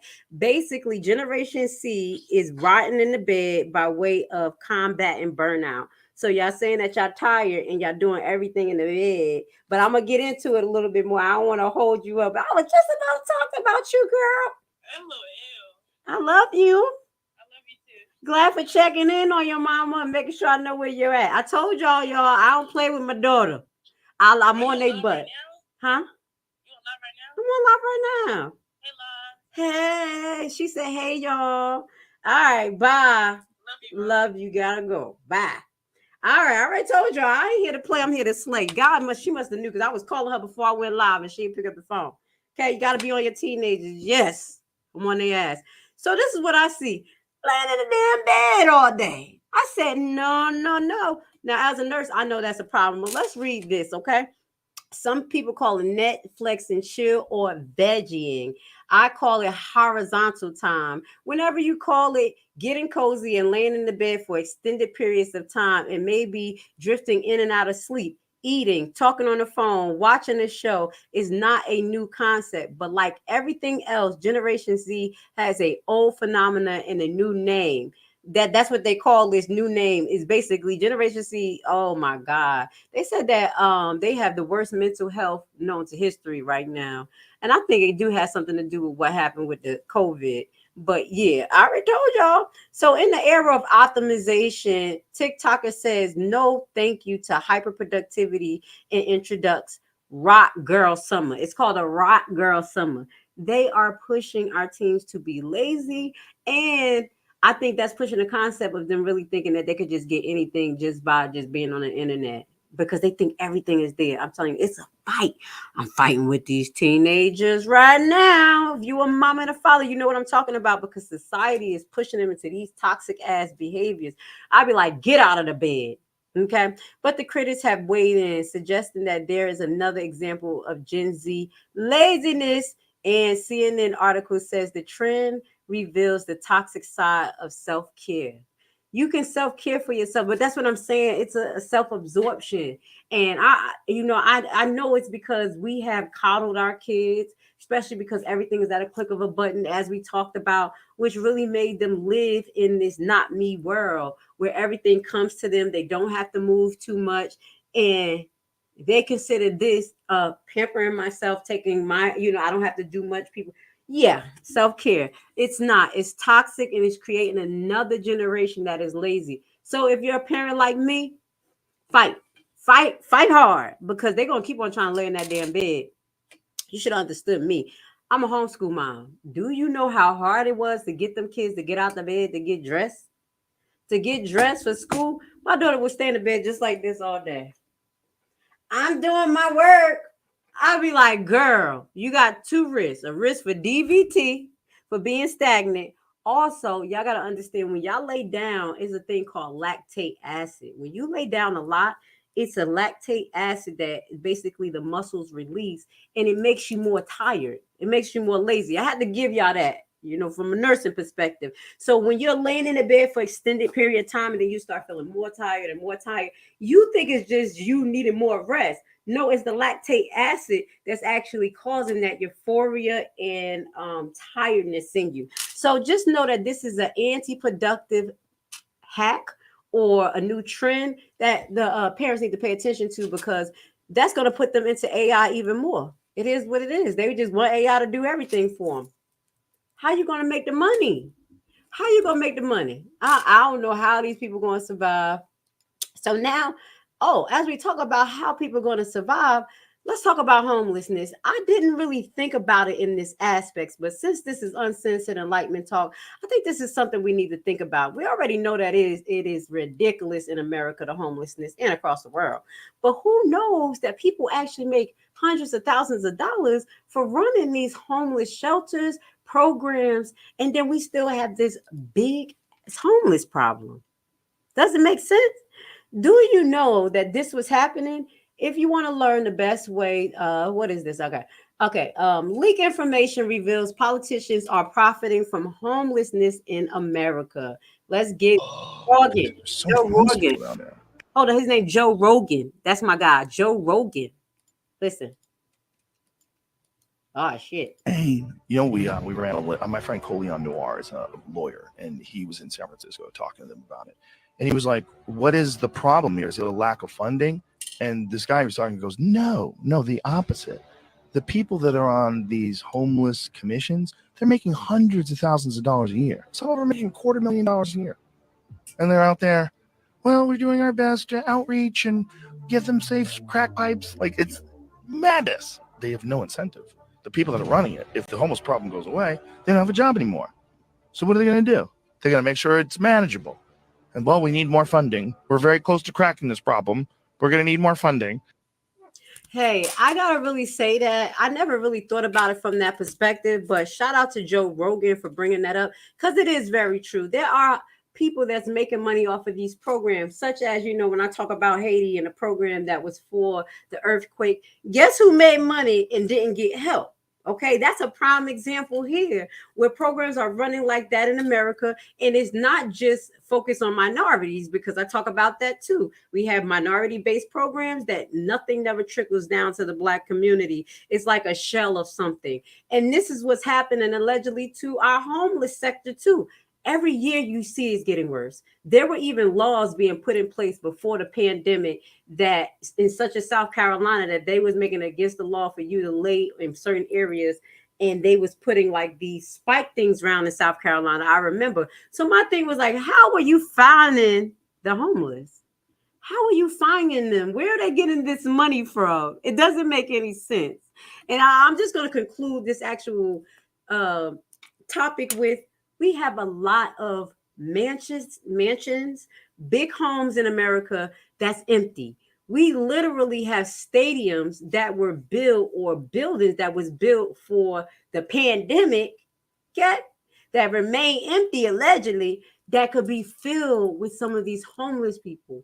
What type of programs do they have to acclimate these people back into society, get them actually clean, get them housing? I saw some programs that they had. They were like mini housing, but that was a private person that was doing that. They had a piece of land and they made like 100 mini housing for homeless people to reincorporate them back into society. Now, what I'm saying, guys, ideas like that, we don't have to wait for the government to do it, because obviously they're not.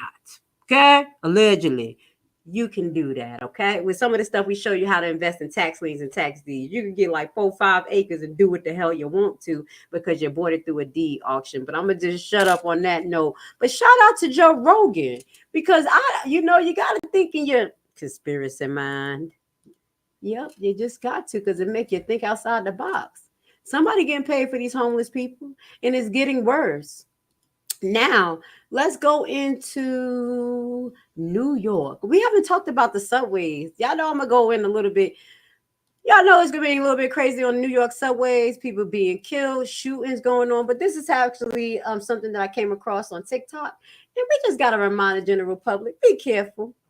Be careful. There are some things still going on around, and there's nothing to see here. Nothing to see here. Okay. Let's go.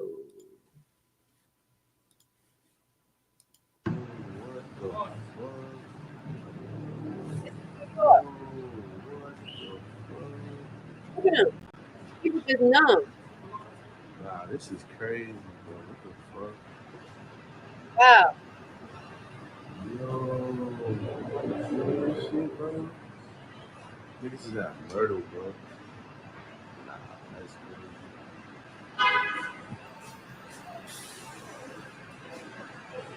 They wrapping up this crazy. What ready break the it. Yo. He said, yo, he's like, oh, put the camera down. So either to me, this was an overdose, or yeah, something going on. They had biohazard outfits on. So obviously it's related to possibly the homeless and drugs. Okay. We have a lot of mental illness going on. Please be careful. It's so sad that people in society can literally just stand around and just watch this. And I'm not mad at him for recording it because we wouldn't even be able to see it. But damn, like we're living in a cold world. Y'all don't see that? Do y'all not see that we living in a cold world? Hold on, y'all. My thing just started on a thing. Anyway, let's move on. We're getting through the broadcast. We got a little bit more. Let's talk about this. Let's talk about this. Let's talk about some perverts. Okay. You want to talk about perverts? Look at this shit. Okay, please be careful, guys. I don't care if they the basketball coach, tennis coach, they are the president of the United States. Please don't put nothing past anybody. This gentleman right here, just because he made the biggest mistake in his life, thank you, God, for being a whole dummy. Now you're in jail. A popular tennis scorer coach. I mean soccer. What the hell? I'm like 2 hours in. Sorry. I'm a popular Tennessee soccer coach. Left his phone at a restaurant. Police say they discovered videos on the device of him allegedly R-ing unconscious boys. Got him. Got him. Please let's not say that this is normal. Okay? Anybody says that, you're going to hell.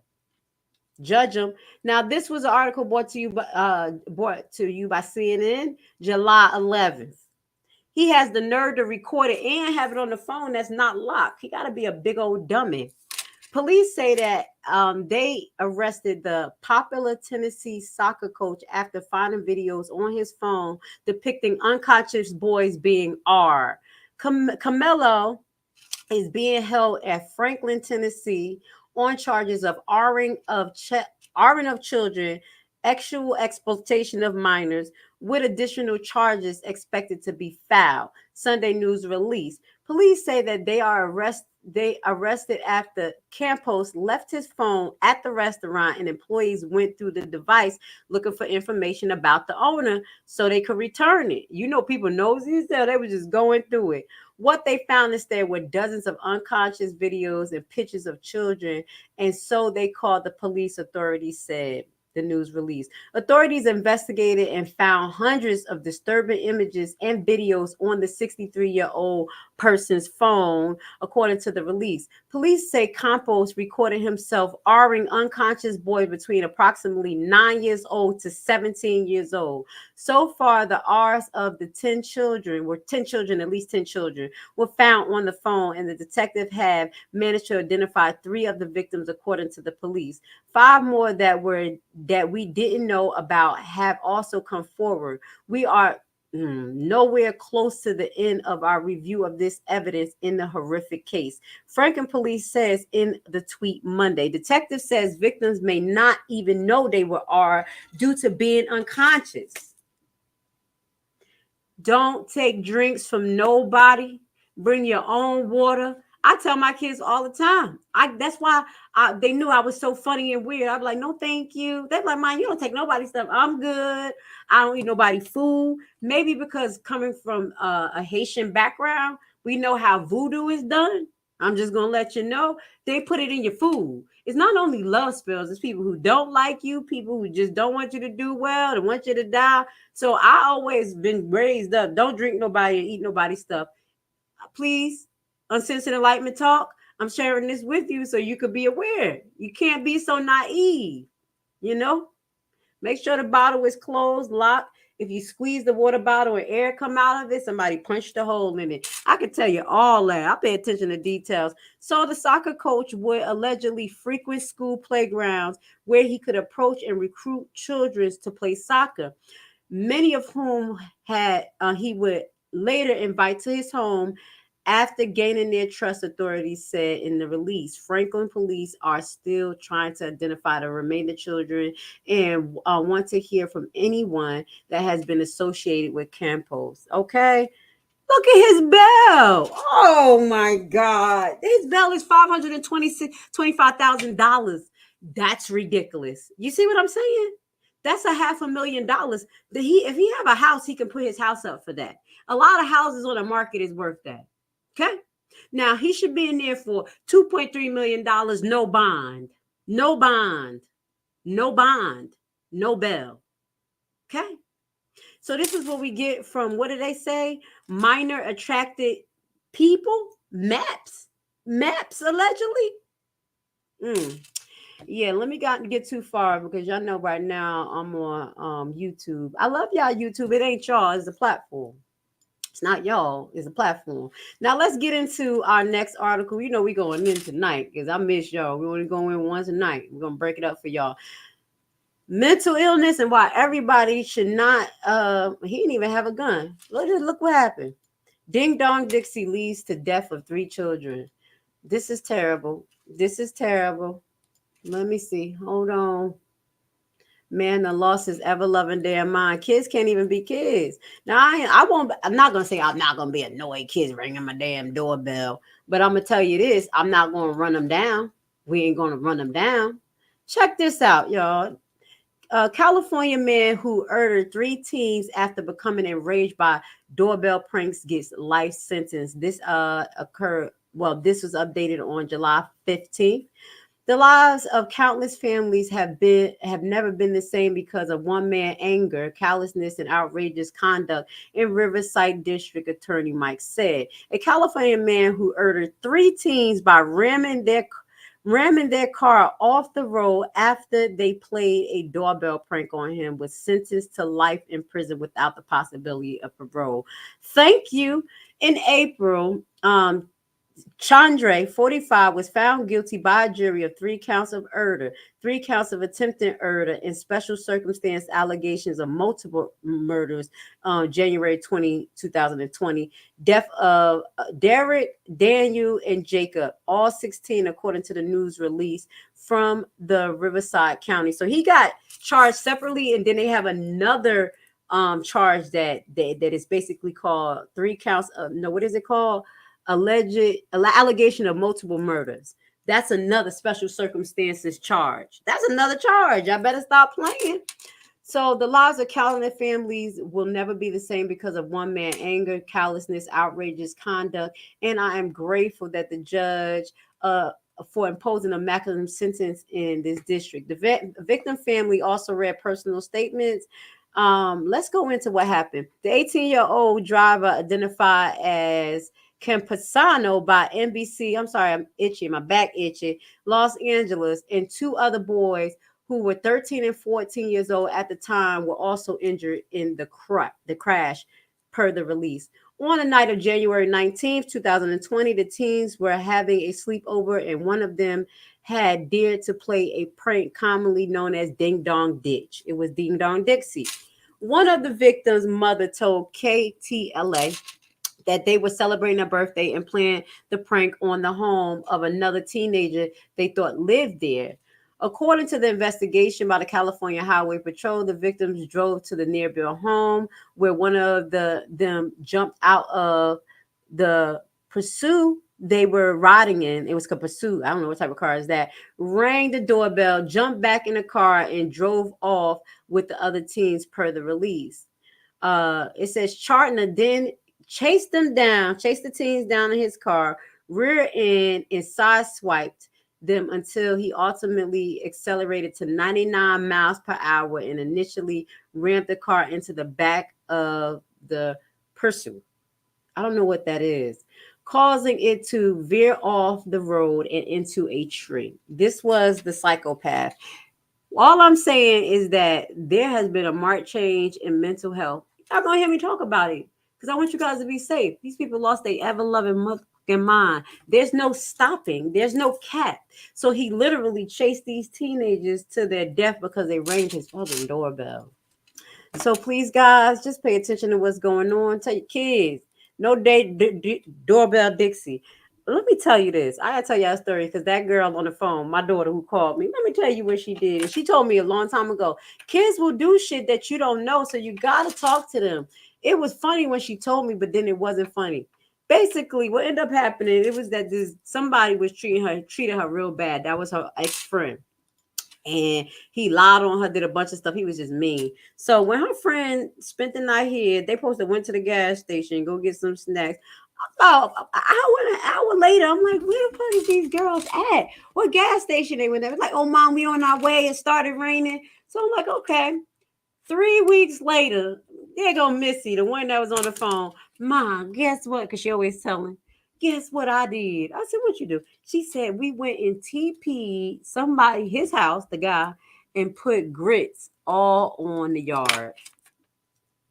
I said, oh, no. It was funny at first because the guy deserved some retribution for what he did. But I said that was the most dangerous thing you ever did in the state of Georgia.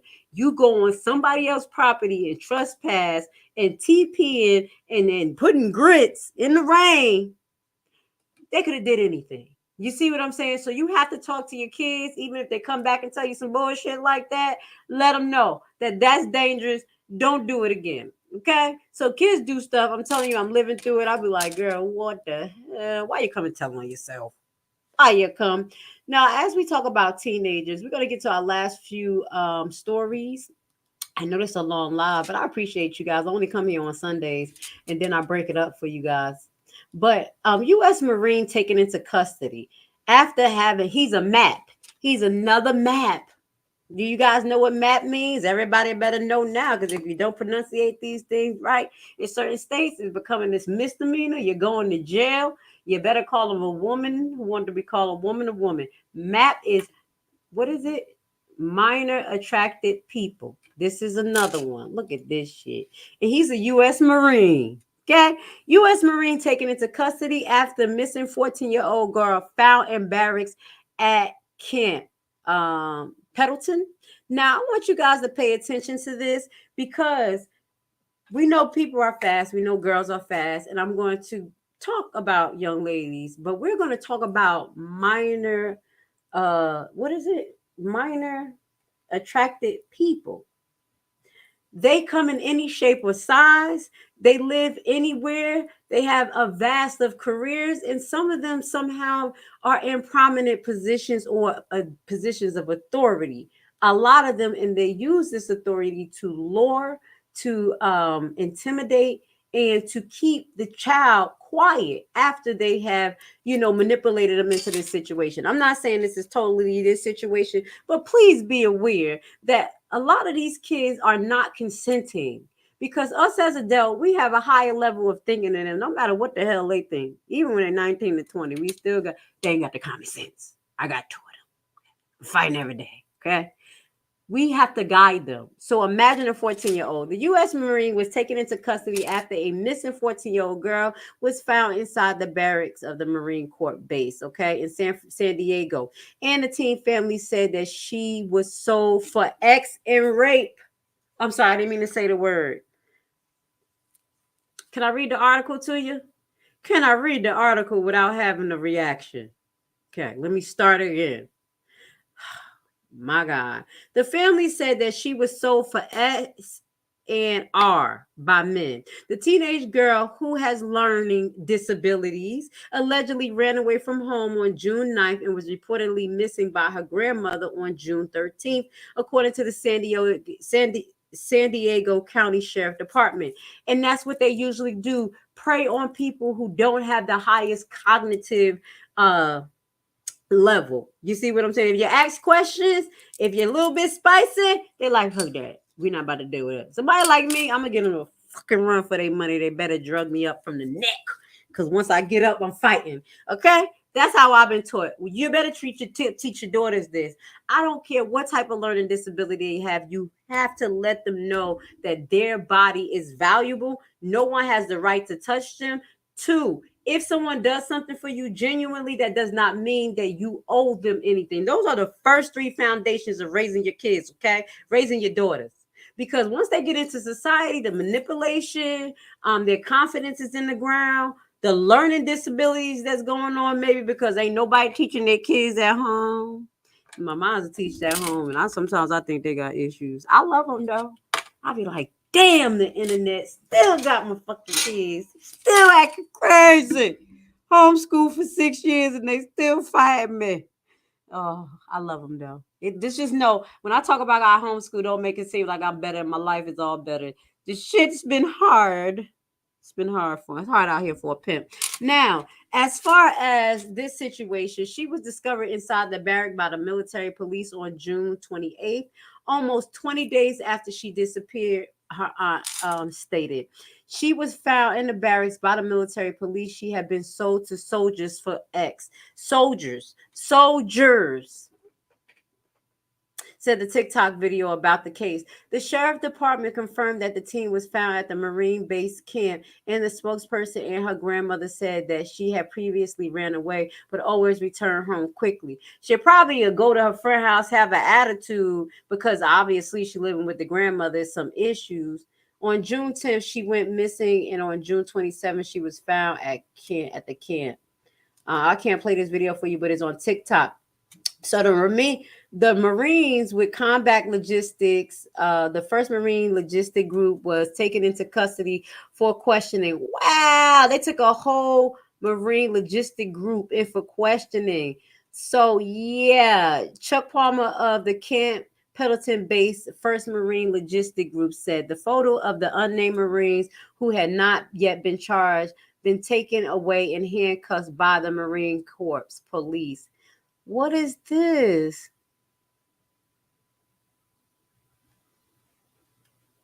What the hell is this?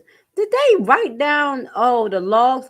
Agents stepped on deck. Oh, they write down the laws of everything happening. So they probably was writing down when the 13-year-old female minor found in room. Oh, what is this? PMI. Soldier notified barracks of possible underage female in room. Oh, this is the old my poison plus ruler plus duty. What is this? What is this? Somebody was writing down these what happened? Okay. So let's go down. Perez accused the military of trying to cover up the alleged rape of their niece and said that the whole base camp is responsible. Oh, that's why they're showing the log, because they figured they wrote everything down, just like they always do. People that write down their crimes. Okay, the reality is that the whole facility allowed this to happen, she said. The security looked her in the face and allowed this man to bring a minor onto the base, where he then proceeded to have sex with her. Due to her age, she could not have given consent. All right, so basically they ran a ring on this young girl, and we're going to keep an eye on this, because there should be more than one person arrested at this point, guys. Please don't think just because they're wearing a suit and tie or army pants or police uniform that everything is all G. And even if they have a nursing uniform or a doctor's uniform, okay? Because this Thursday I have an update on an actual doctor they have a whole class action lawsuit against this doctor. And did you see him? Did he touch you? A whole class action lawsuit. So I am not excluding healthcare too. Okay. Now let's get into another Lawyers for Workers. That's my guy. I like him. He says things that we really need to think about. We're going to be getting to the end of this broadcast. And I just want to share these last two clips. One is from Lawyer for Workers, and one is actually a flashback from a pastor. Oh, you're like, damn, couldn't get over the 2 hours without a flashback from a pastor and talking about God. You're daggone right. Let's get to it. Let's get to it. Done by our politicians. And in the past couple of years, there's two things going on that I see quite clearly, and I think anybody who looks will see it. Mm-hmm. And that's this. Every single product, service, person, entity, it's changing the way they make money.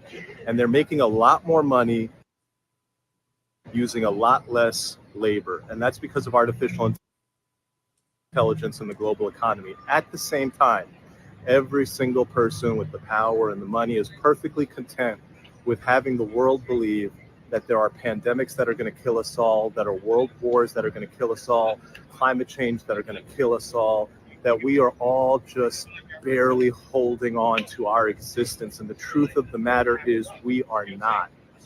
Right. We're actually flourishing.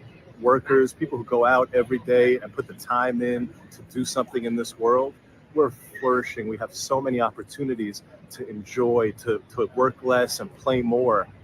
But the people in power do everything they can to make you think it's somewhere else. The minimum wage is still $7.25. The impending world war is still coming. The recession is still coming. But what are all these companies doing?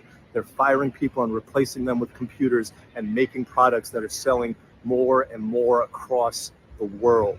And what are we doing as workers, as everyday people, to fight back against this huge, momentous change that's going to fundamentally shift the world? In 6 months, a year, 5 years from now, nothing is going to look the same in terms of how people make money, what businesses are working. And yet, there's just no conversation around it. We're going to have to, the reason why I wanted to play that for you, because this is conversations that we should have, especially here on Uncensored Enlightenment Talk.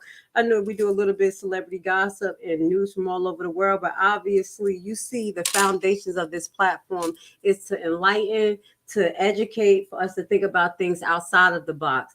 One of my main things that is my goal on my platform is to help as many people become self-sufficient as possible. Self-sufficient does not come with me giving you anything, but actually just spreading knowledge, just opening the doors to communication, as well as stories and perspectives that you will never even think of. On every platform that I have is a very diverse platform, even if it comes from Rumble, Big Chew, my Research or Die group. We have Caucasian people, we have Black people, we have Chinese people, all types of people. The thing that brings us together is our heart and our knowingness that we want to survive, we want to thrive, and we see something going on and we're preparing. And that's what I want a lot of you guys to do with some of the information I share with you. It's not just me running my mouth. We're literally talking about ex-trafficking, preparing your kids. You hear me talking to my teenagers like, get your ass in the house. My life is real just like yours. We're talking about Matt, people who love kids that's putting us in danger. Things that's going on with our stars that we can look at from a different perspective. We don't have to look at these things as idolization. We can actually just learn from the bullshit and just keep it moving. So with that goes to say, I know I had to go in just so you guys can know that when you're dealing with a great Grace Levi, there's a reason why we're uncensored, and we're going to keep on coming to you every week with uncensored information. Now, this is one more thing that I want to share this for my people. For my people, because today's Sunday, you know, I'm about to give you, I'll do it on a Saturday, but I'm gonna do it for y'all. Let's get it. Anybody who want to be offended right now, because I think I need you guys to realize this year. Y'all know I'm gonna beat you in the head with this, because we all got to be saved one day. You better shut your white mouth. I'm not kidding you. I know some of you was raised in the deep South, you was raised by prejudiced people and bigoted people. You better get that out of your system. You better get it out of your system. It'll cause you to suffer. Baby. Right along with those masters. It'll cause you to suffer right along with them. These are God's people. Thank you. And I know that there's wicked in white races and wicked in black races and all that. I'm not justifying none of that stuff. I'm just saying God knows what happened to the black race. He knows how they wound up over here. And God is going to reimburse the black people for all their trouble and all their labor. You watch what I tell you. You said it. Watch what I tell you. Answer. Because you are that, you are capable. You are gifted and you are so unique. All of the things that you may hate about yourself are your strengths. It's okay to be soft. It's okay to be opinionated. It's okay to be different. And it's so okay to just be you. The world awaits to receive you.